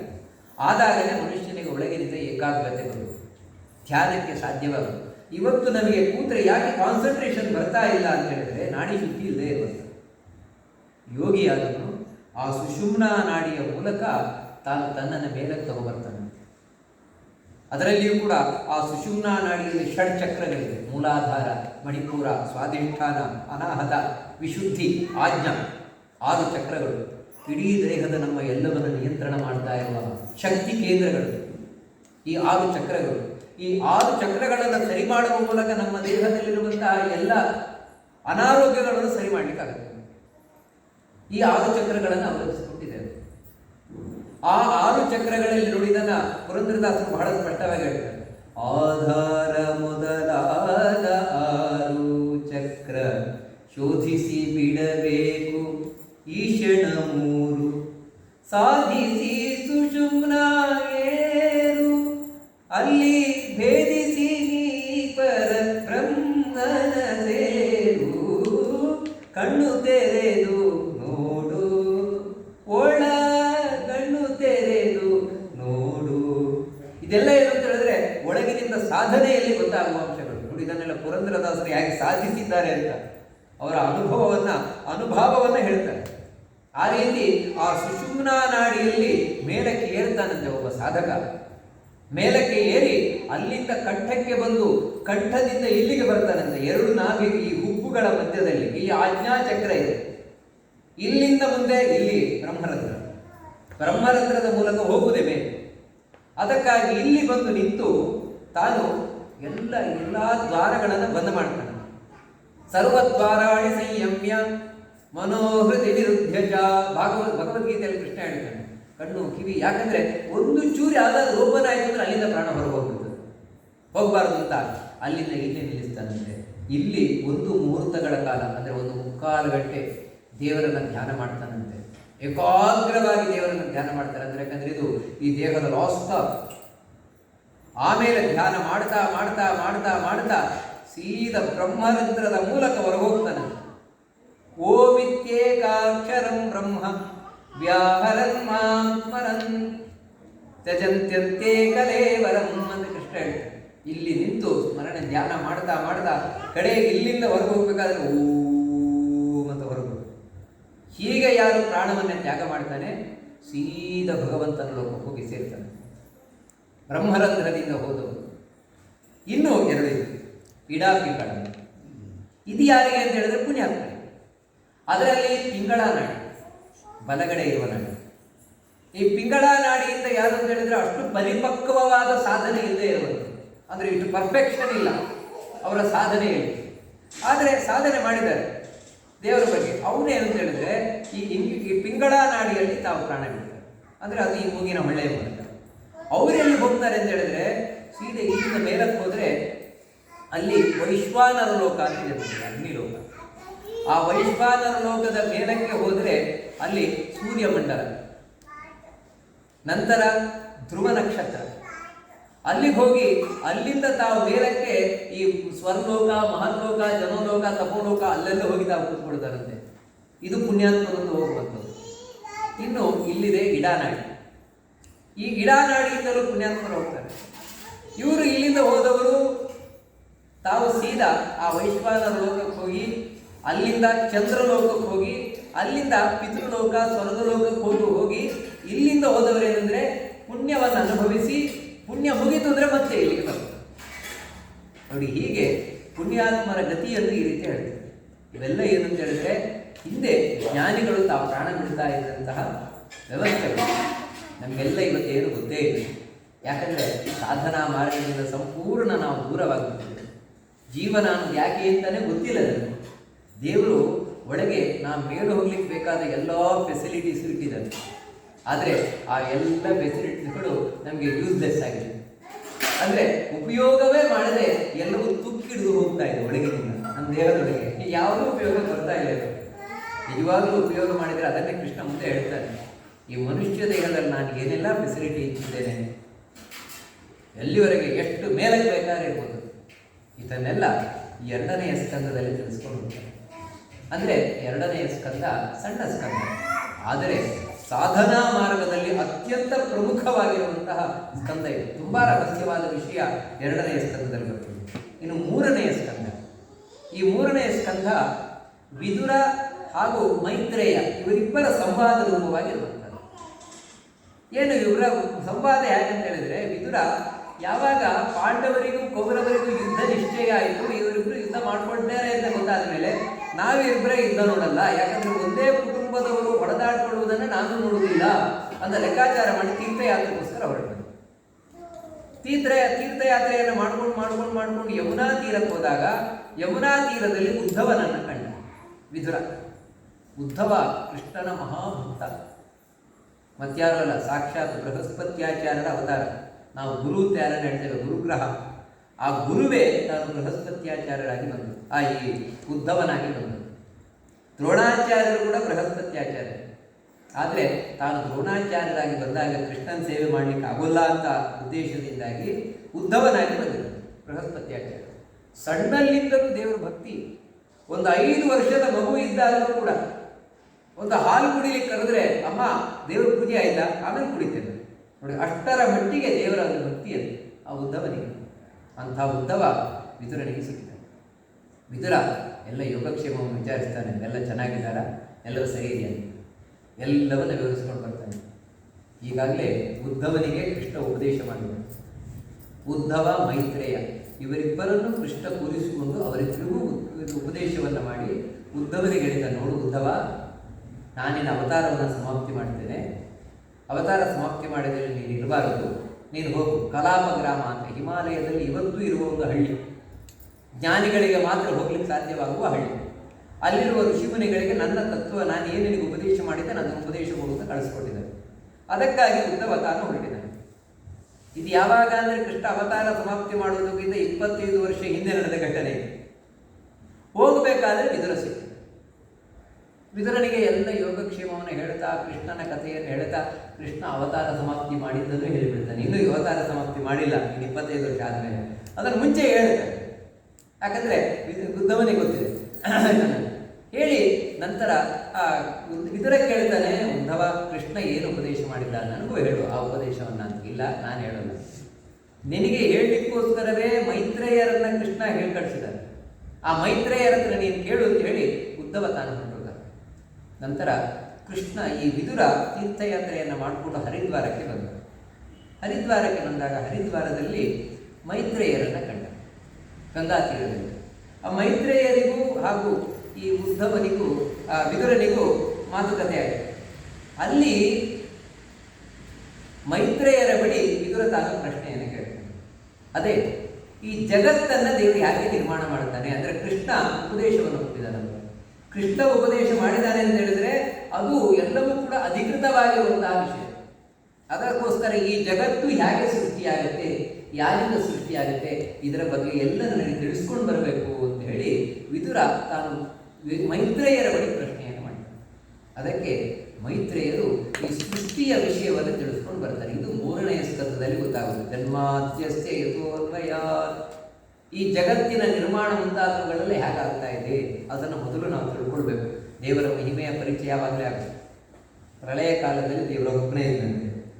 ಭಗವಾನೇಕ ಆಸೇದಮಗ್ರ ಆತ್ಮಾತ್ಮನಾಂ ವಿಭು, ತಾನೊಬ್ಬನೇ ಮಲ್ಕೊಂಡಿದ್ದಂತೆ ಪ್ರಳಯ ಕಾಲದಲ್ಲಿ. ಆತ್ಮೇಚ್ಛಾನುಗತೋ ಖ್ಯಾತ್ಮ ನಾನಾಶಕ್ತಿ ಉಪಬೃಂಹಿತ. ಆ ಸಂದರ್ಭದಲ್ಲಿ ಭಗವಂತನೊಟ್ಟಿಗೆ ಲಕ್ಷ್ಮಿ ಮಾತ್ರ. ಲಕ್ಷ್ಮಿಯು ಕೂಡ ನಾನಾ ರೂಪದಿಂದ ದೇವರನ್ನು ಪ್ರವೇಶ ಮಾಡಿ ತಾನು ಆನಂದವನ್ನು ಪಡ್ತಾ ಇದ್ದಾಳೆ. ನಿಜವಾಗ್ಲೂ ಪ್ರಳಯ ಅಂತ ಹೇಳಿದ್ರೆ ದೇವರಿಗೆ ಮಲಗುವ ಕಾಲ ಅಲ್ಲ. ನಾವೇನು ತಿಳ್ಕೊಡ್ತೇವೆ ಅಂದರೆ ಪ್ರಳಯ ಅಂದರೆ ದೇವರು ಮಲ್ಕೊಂಡ್ಬಿಡ್ತಾನೆ ಅಂತ ಹೇಳ್ತೇವೆ. ನಿಜವಾಗ್ಲೂ ಕೂಡ ದೇವರು ಕಣ್ಣು ಮುಚ್ಚುವುದಷ್ಟೇ. ಪ್ರಳಯ ಕಾಲ ಅಂದರೆ ದೇವರು ಕಣ್ಣು ಮುಚ್ಚುವುದು, ಮತ್ತೆ ಉಳಿದ ಎಲ್ಲ ಜೀವರು ನಿದ್ರೆ ಮಾಡುವುದು. ನಾವೆಲ್ಲ ಅವಾಗ ನಿದ್ರೆ ಮಾಡ್ತಾ ಇರ್ತೇವೆ ಪ್ರಳಯ ಕಾಲದಲ್ಲಿ. ಲಕ್ಷ್ಮಿ ಭಗವಂತನನ್ನು ಪ್ರವೇಶ ಮಾಡಿ ಭಗವಂತನೊಂದಿಗೆ ಆನಂದವನ್ನು ಪಡ್ತಾ ಇರ್ತಾರೆ. ಹೀಗೆ ಪ್ರಳಯ ಕಾಲ ಮುಗಿತಾ ಬಂತು. ಪ್ರಳಯ ಕಾಲ ಮುಗಿತಾ ಬಂದಾಗ ಭಗವಂತನಿಗೆ ಸೃಷ್ಟಿ ಮಾಡಬೇಕು ಅಂತ ಕಾಣಿತು. ನಾನೀಗ ಸೃಷ್ಟಿಯನ್ನು ಮಾಡಬೇಕು, ಸೃಷ್ಟಿ ಕಾರ್ಯದಲ್ಲಿ ತೊಡಗಬೇಕು ಅಂತ. ಅವಾಗ ಏನು ಮಾಡಿದ ಅಂದರೆ ಭಗವಂತ ಸಾವಾಯೇ ತಸ್ಯ ಸಂದೃಷ್ಟು ಶಕ್ತಿ ಸದಸದಾತ್ಮಿಕ ಮಾಯಾ ನಾಮ ಮಹಾಭಾಗ ಯಯೇನಂ ನಿರ್ಮಮೇ ವಿಭು. ಭಗವಂತ ಯಾವಾಗ ಸೃಷ್ಟಿ ಮಾಡಬೇಕು ಅಂತ ಇಚ್ಛಿಸ್ತಾನೆ ಕೂಡಲೇ ವಾಸುದೇವ, ಸಂಕರ್ಷಣ, ಪ್ರದ್ಯುಮ್ನ, ಅನಿರುದ್ಧ ಈ ರೂಪಗಳನ್ನು ತಾಳ್ತಾನೆ. ಅದಕ್ಕಾಗಿ ನಾನಿವತ್ತು ಸಂಕಲ್ಪದಲ್ಲಿ ಹೇಳಬೇಕಾದ್ರೆ ವಾಸುದೇವ, ಸಂಕರ್ಷಣ, ಪ್ರದ್ಯುಮ್ನ, ಅನಿರುದ್ಧ, ಚತುರ್ಮೂರ್ತ್ಯಾದಿ ಅನಂತ ಅವತಾರಾತ್ಮಕ ಈ 4 ಭಗವಂತನ ರೂಪಗಳು ಮೊದಲು ಸೃಷ್ಟಿ ಆರಂಭದಲ್ಲಿ ಬಂದದ್ದು. ಆಮೇಲೆ ಅನಂತ ಅವತಾರಗಳು. ಆ ರೀತಿ ವಾಸುದೇವ, ಸಂಕರ್ಷಣ, ಪ್ರದ್ಯುಮ್ನ, ಅನಿರುದ್ಧ ಎಲ್ಲ ರೂಪಗಳನ್ನು ತಾಳಿ ತಾನು ಲಕ್ಷ್ಮಿಯ ಒಳಗೆ ಪ್ರವೇಶ ಮಾಡಿದ್ದಾನೆ. ಯಾಕಂದ್ರೆ ಅವಳಿಗೆ ಶಕ್ತಿಯನ್ನು ತುಂಬಲಿಕ್ಕೆ. ಲಕ್ಷ್ಮಿ ಇಡೀ ಜಗತ್ತಿಗೆ ತಾನು ಶಕ್ತಿ ಅವಳು. ಅದೇ ಆದಿಶಕ್ತಿ ಇದ್ದಲ್ಲೇ ಹೇಳ್ತೇವಲ್ಲ, ಶಕ್ತಿಯನ್ನು ಕೊಡುವವಳು. ಆದರೆ ಅವಳಿಗೆ ಶಕ್ತಿ ಕೊಡುವವನು ಭಗವಂತ. ಅವಳೊಳಗೆ ತಾನು ಪ್ರವೇಶವನ್ನು ಮಾಡಿದ. ಪ್ರವೇಶ ಮಾಡಿ ಆ ಲಕ್ಷ್ಮಿ ತಾನು 3 ರೂಪ, ಶ್ರೀ, ಭೂ, ದುರ್ಗಾ 3 ರೂಪವನ್ನು ತಾಳಿದ್ದು. ಯಾಕಂತ ಹೇಳಿದ್ರೆ ಸಾತ್ವಿಕ, ರಾಜಸ, ತಾಮಸ ಈ 3 ಗುಣಗಳನ್ನು ನಿಯಂತ್ರಣ ಮಾಡಲಿಕ್ಕೋಸ್ಕರ. ನಂತರ ಭಗವಂತ ತಾನು ಅವಳೊಳಗೆ ಪ್ರವೇಶವನ್ನು ಮಾಡಿ ಮತ್ತೆ ಮಹತ್ತತ್ವವನ್ನು ಸೃಷ್ಟಿ ಮಾಡಿದ.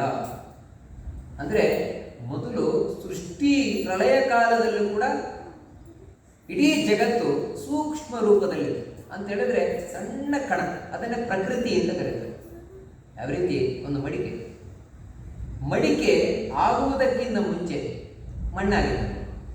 ಮಣ್ಣು ಅಂದ್ರೆ ಅತ್ಯಂತ ಸಣ್ಣ ಕಣಗಳು. ಮಡಿಕೆ ಒಡೆದು ಕಡೆಗೆ ಮಣ್ಣಿನ ಕಣ ಆಯಿತು. ಅದೇ ಮಣ್ಣಿನ ಕಣಕ್ಕೆ ನೀರು ಹಾಕಿ ಕಲಸಿ ಮಡಿಕೆ ಆಯಿತು. ಹಾಗೆಯೇ ಈ ಸೃಷ್ಟಿಯಲ್ಲಿ ಅತ್ಯಂತ ಸೂಕ್ಷ್ಮವಾದ ಭಾಗ ಯಾವುದು ಅಂತ ಹೇಳಿದ್ರೆ ಅದೇ ಪ್ರಕೃತಿ ಅಂತ ಕರೀತಾರೆ. ಪ್ರಕೃತಿ ಶಾಸ್ತ್ರಗಳು ಕರೀತಾರೆ. ಅತ್ಯಂತ small particle, very small particle. ಅಂತಹ ಪ್ರಕೃತಿಯಿಂದಾಗಿ ಮಹತ್ತತ್ವದ ಸೃಷ್ಟಿಯಾಯಿತು. ಮಹತ್ತತ್ವ ಅಂತ ಹೇಳಿದ್ರೆ ಒಂದು ಪರಮಾಣು, ಅತ್ಯಂತ ಸಣ್ಣ ಪರಮಾಣು. ಆ ಪರಮಾಣು ಸೇರಿ ಒಂದೊಂದು ಪರಮಾಣು ಸೇರಿ 2 ಆಯ್ತಲ್ವಾ, ಇದನ್ನು ಮಹತ್ತತ್ವ ಅಂತ ಕರೀತಾರೆ. ಅಂತ ಹೇಳಿದ್ರೆ ಸ್ವಲ್ಪ ಸ್ಥೂಲ ಆಯಿತು, ಸೂಕ್ಷ್ಮವಾಗಿದ್ದದ್ದು ಸ್ಥೂಲ ಆಯಿತು. ಆ ಮಹತ್ತತ್ವದಿಂದ ಅಹಂಕಾರ ತತ್ವದ ಸೃಷ್ಟಿಯಾಯಿತು. ಅಂದ್ರೆ ಇಲ್ಲಿ ತತ್ವಗಳು ಅಂತ ಹೇಳಿದ್ರೆ ಯಾವುದು ಜಡವಾದದ್ದು ಅಂತಲ್ಲ, ಅದರೊಟ್ಟಿಗೆ ಅದನ್ನು ನಿಯಂತ್ರಣ ಮಾಡುವಂತಹ ದೇವತಾ ಶಕ್ತಿಗಳು ಕೂಡ ತಾವು ಸೃಷ್ಟಿಯಾಗುತ್ತೆ. ಭಗವಂತ ಲಕ್ಷ್ಮಿಗೆ ತಾನು ಶಕ್ತಿಯನ್ನು ತುಂಬಿದ. ಇದೇ ತಾನು ವೀರ್ಯವನ್ನು ಆದಾನ ಮಾಡುವುದು, ವೀರ್ಯವನ್ನು ಹಾಕುವುದು ಭಗವಂತ. ಲಕ್ಷ್ಮಿಯಿಂದಾಗಿ ಮಹತ್ತತ್ವದ ಸೃಷ್ಟಿ ಅಂತ ಹೇಳಿದ್ರೆ ಚತುರ್ಮುಖ ಬ್ರಹ್ಮನ ಸೃಷ್ಟಿಯಾಯಿತು. ಆ ಚತುರ್ಮುಖ ಬ್ರಹ್ಮನಿಂದಾಗಿ ಮಹತ್ತತ್ವದಿಂದಾಗಿ ಅಹಂಕಾರ ತತ್ವದ ಸೃಷ್ಟಿಯಾಯಿತು. ಅಂದ್ರೆ ಸ್ವಲ್ಪ ಸ್ಥೂಲ.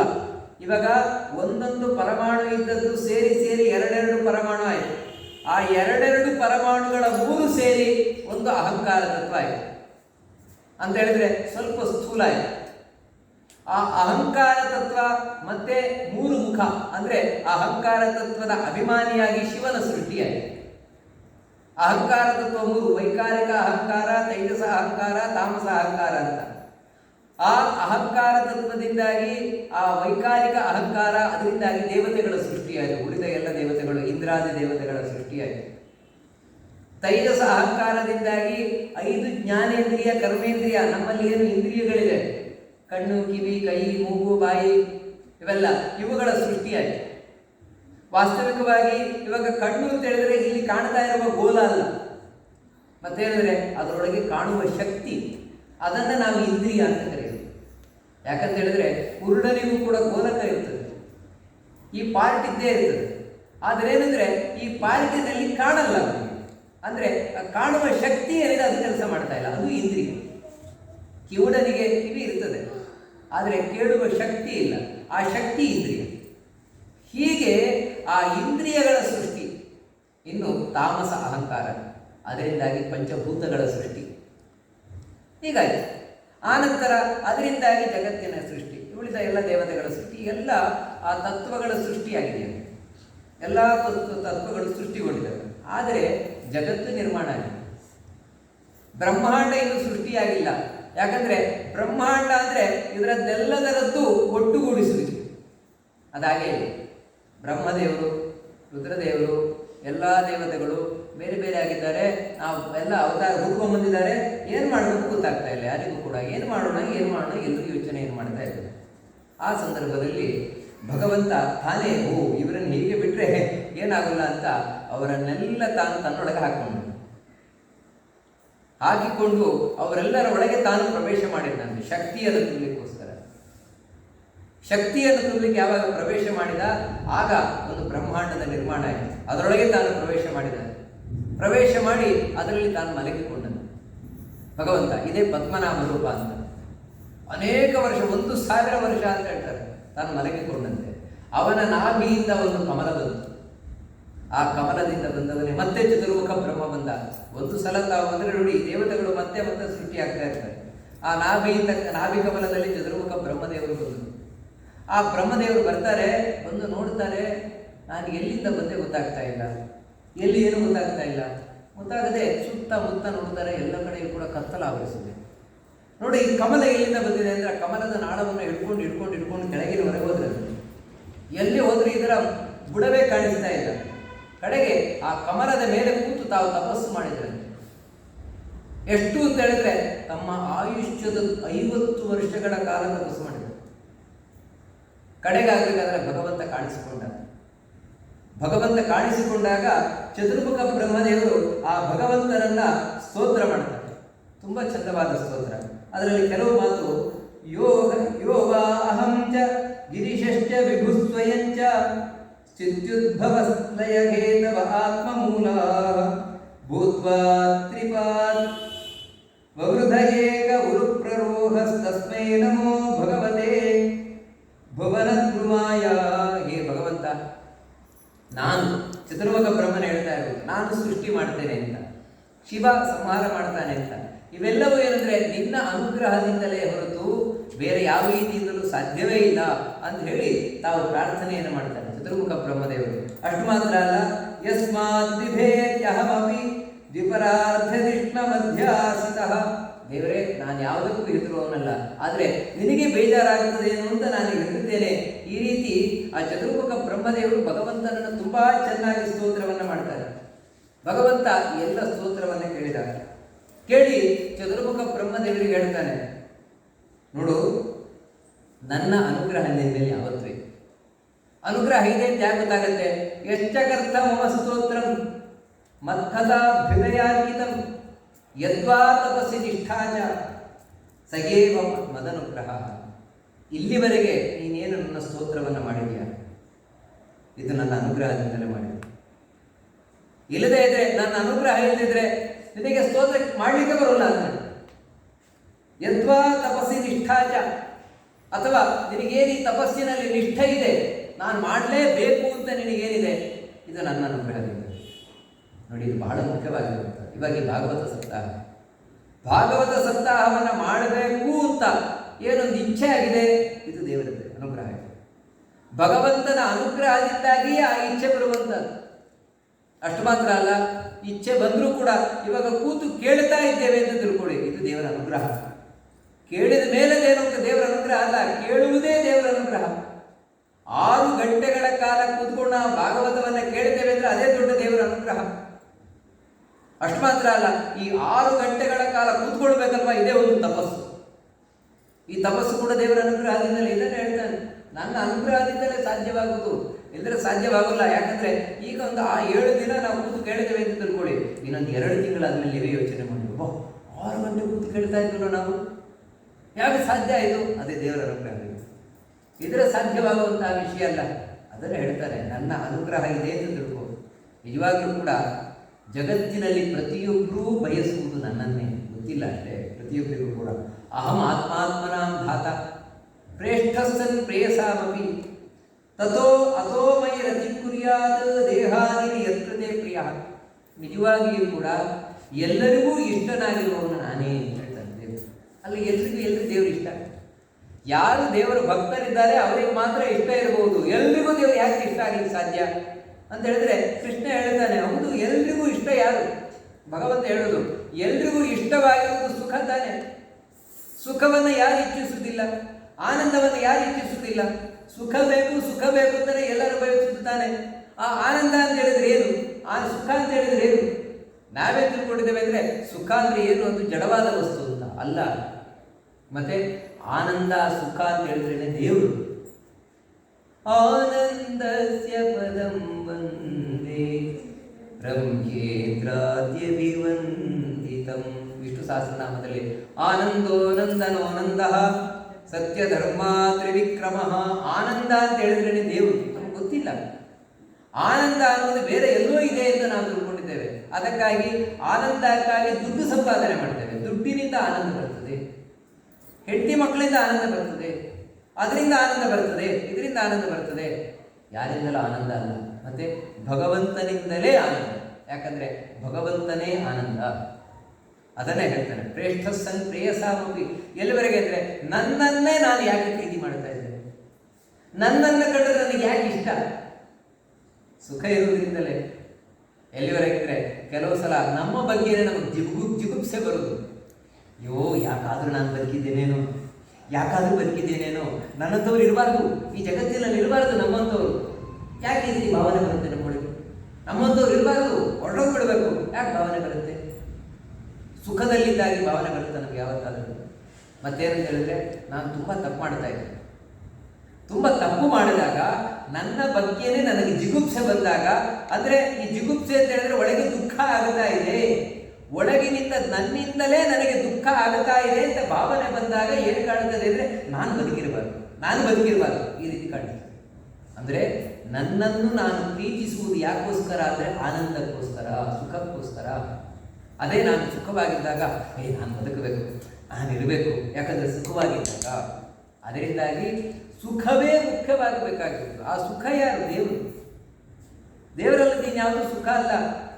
ಅದನ್ನು ಚತುರ್ಮುಖ ಬ್ರಹ್ಮದೇವರಿಗೆ ಭಗವಂತ ಹೇಳ್ತಾನೆ. ಅದರಿಂದಾಗಿ ನೋಡಿ, ಬ್ರಹ್ಮದೇವರೇ ಸೃಷ್ಟಿ ಮಾಡಬೇಕು, ನನ್ನ ಅನುಗ್ರಹ ಇದೆ ನಿನಗೆ ಅಂತ ಹೇಳ್ತಾರೆ.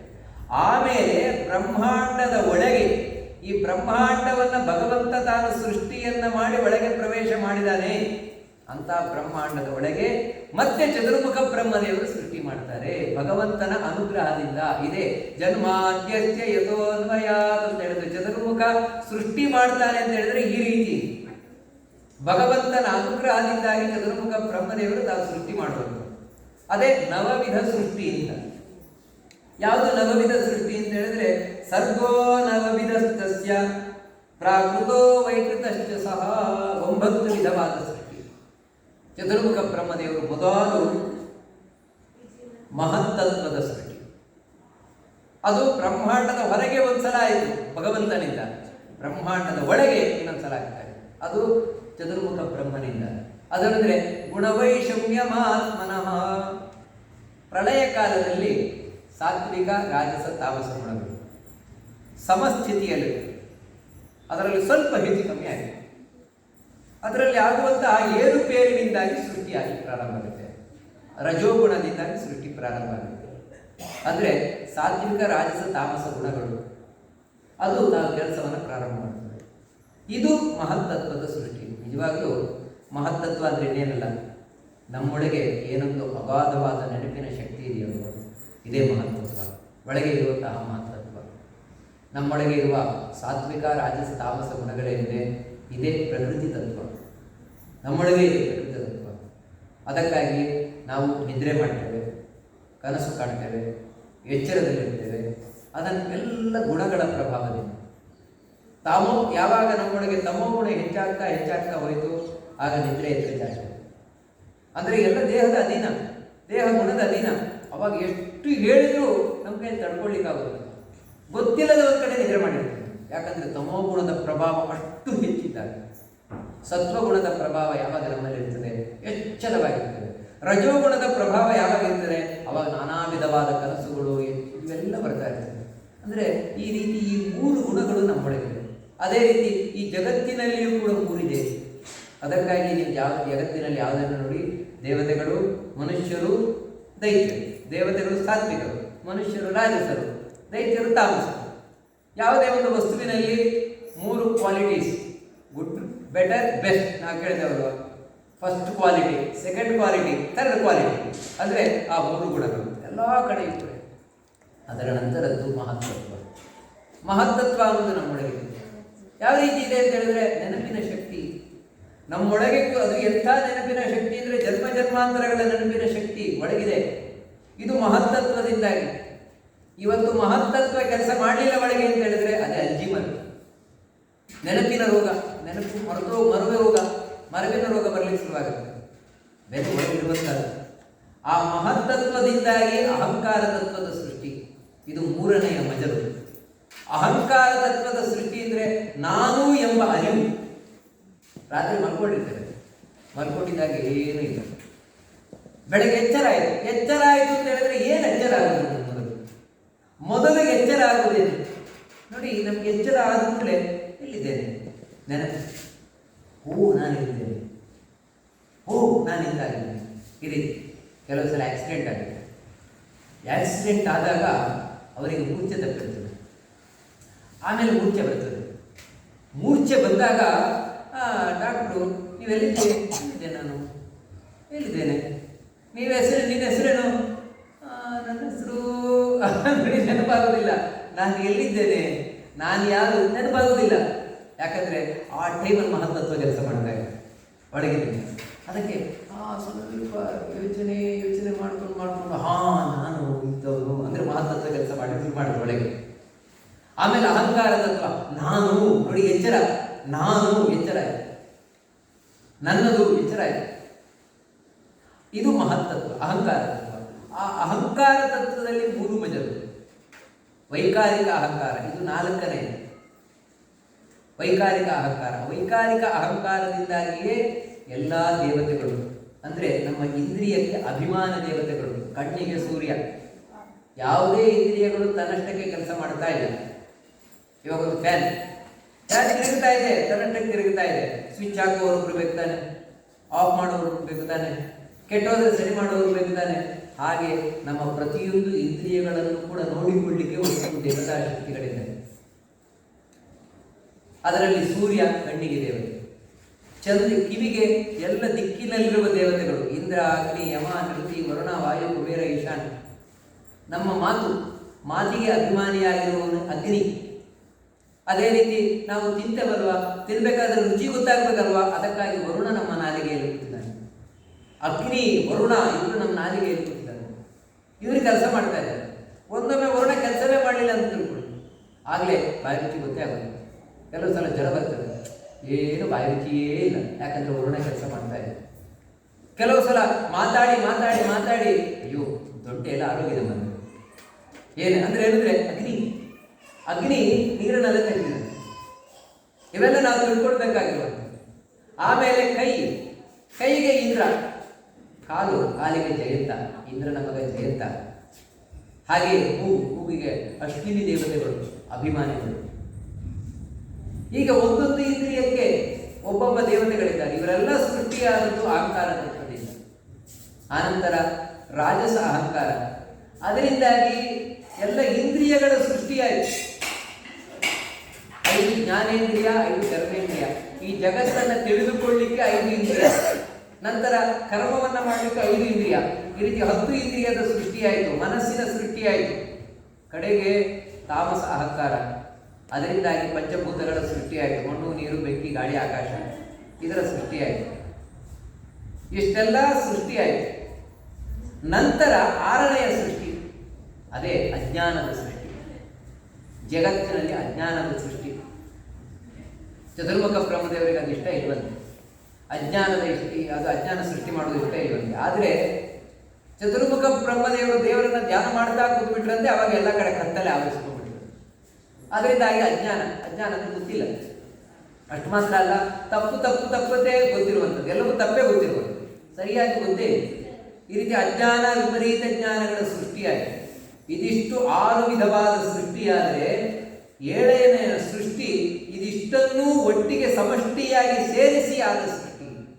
ಅದೇ ಎಲ್ಲ ಸಸ್ಯವರ್ಗಗಳ ಸೃಷ್ಟಿ.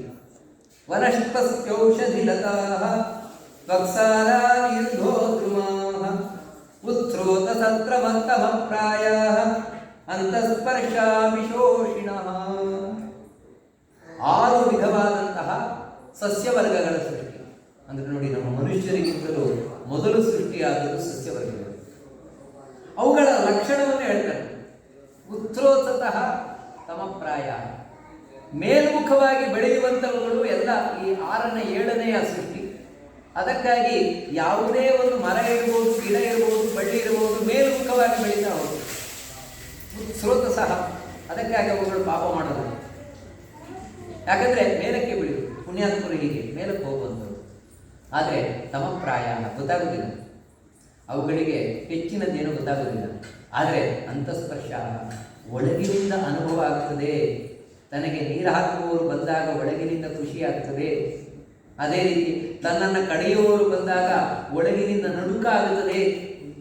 ಈ ಪ್ರಾಣಿಗಳಿಗೆ, ಸಸ್ಯವರ್ಗಕ್ಕೂ ಕೂಡ. ಆದರೆ ಸಸ್ಯಗಳಿಗೂ ಕೂಡ ಜೀವ ಇದೆ. ಇದನ್ನು ಭಾಗವತ ಅವತ್ತೇ ಸ್ಪಷ್ಟವಾಗಿ ತಿಳಿಸ್ಕೊಂಡು ಹೋಗಿದೆ.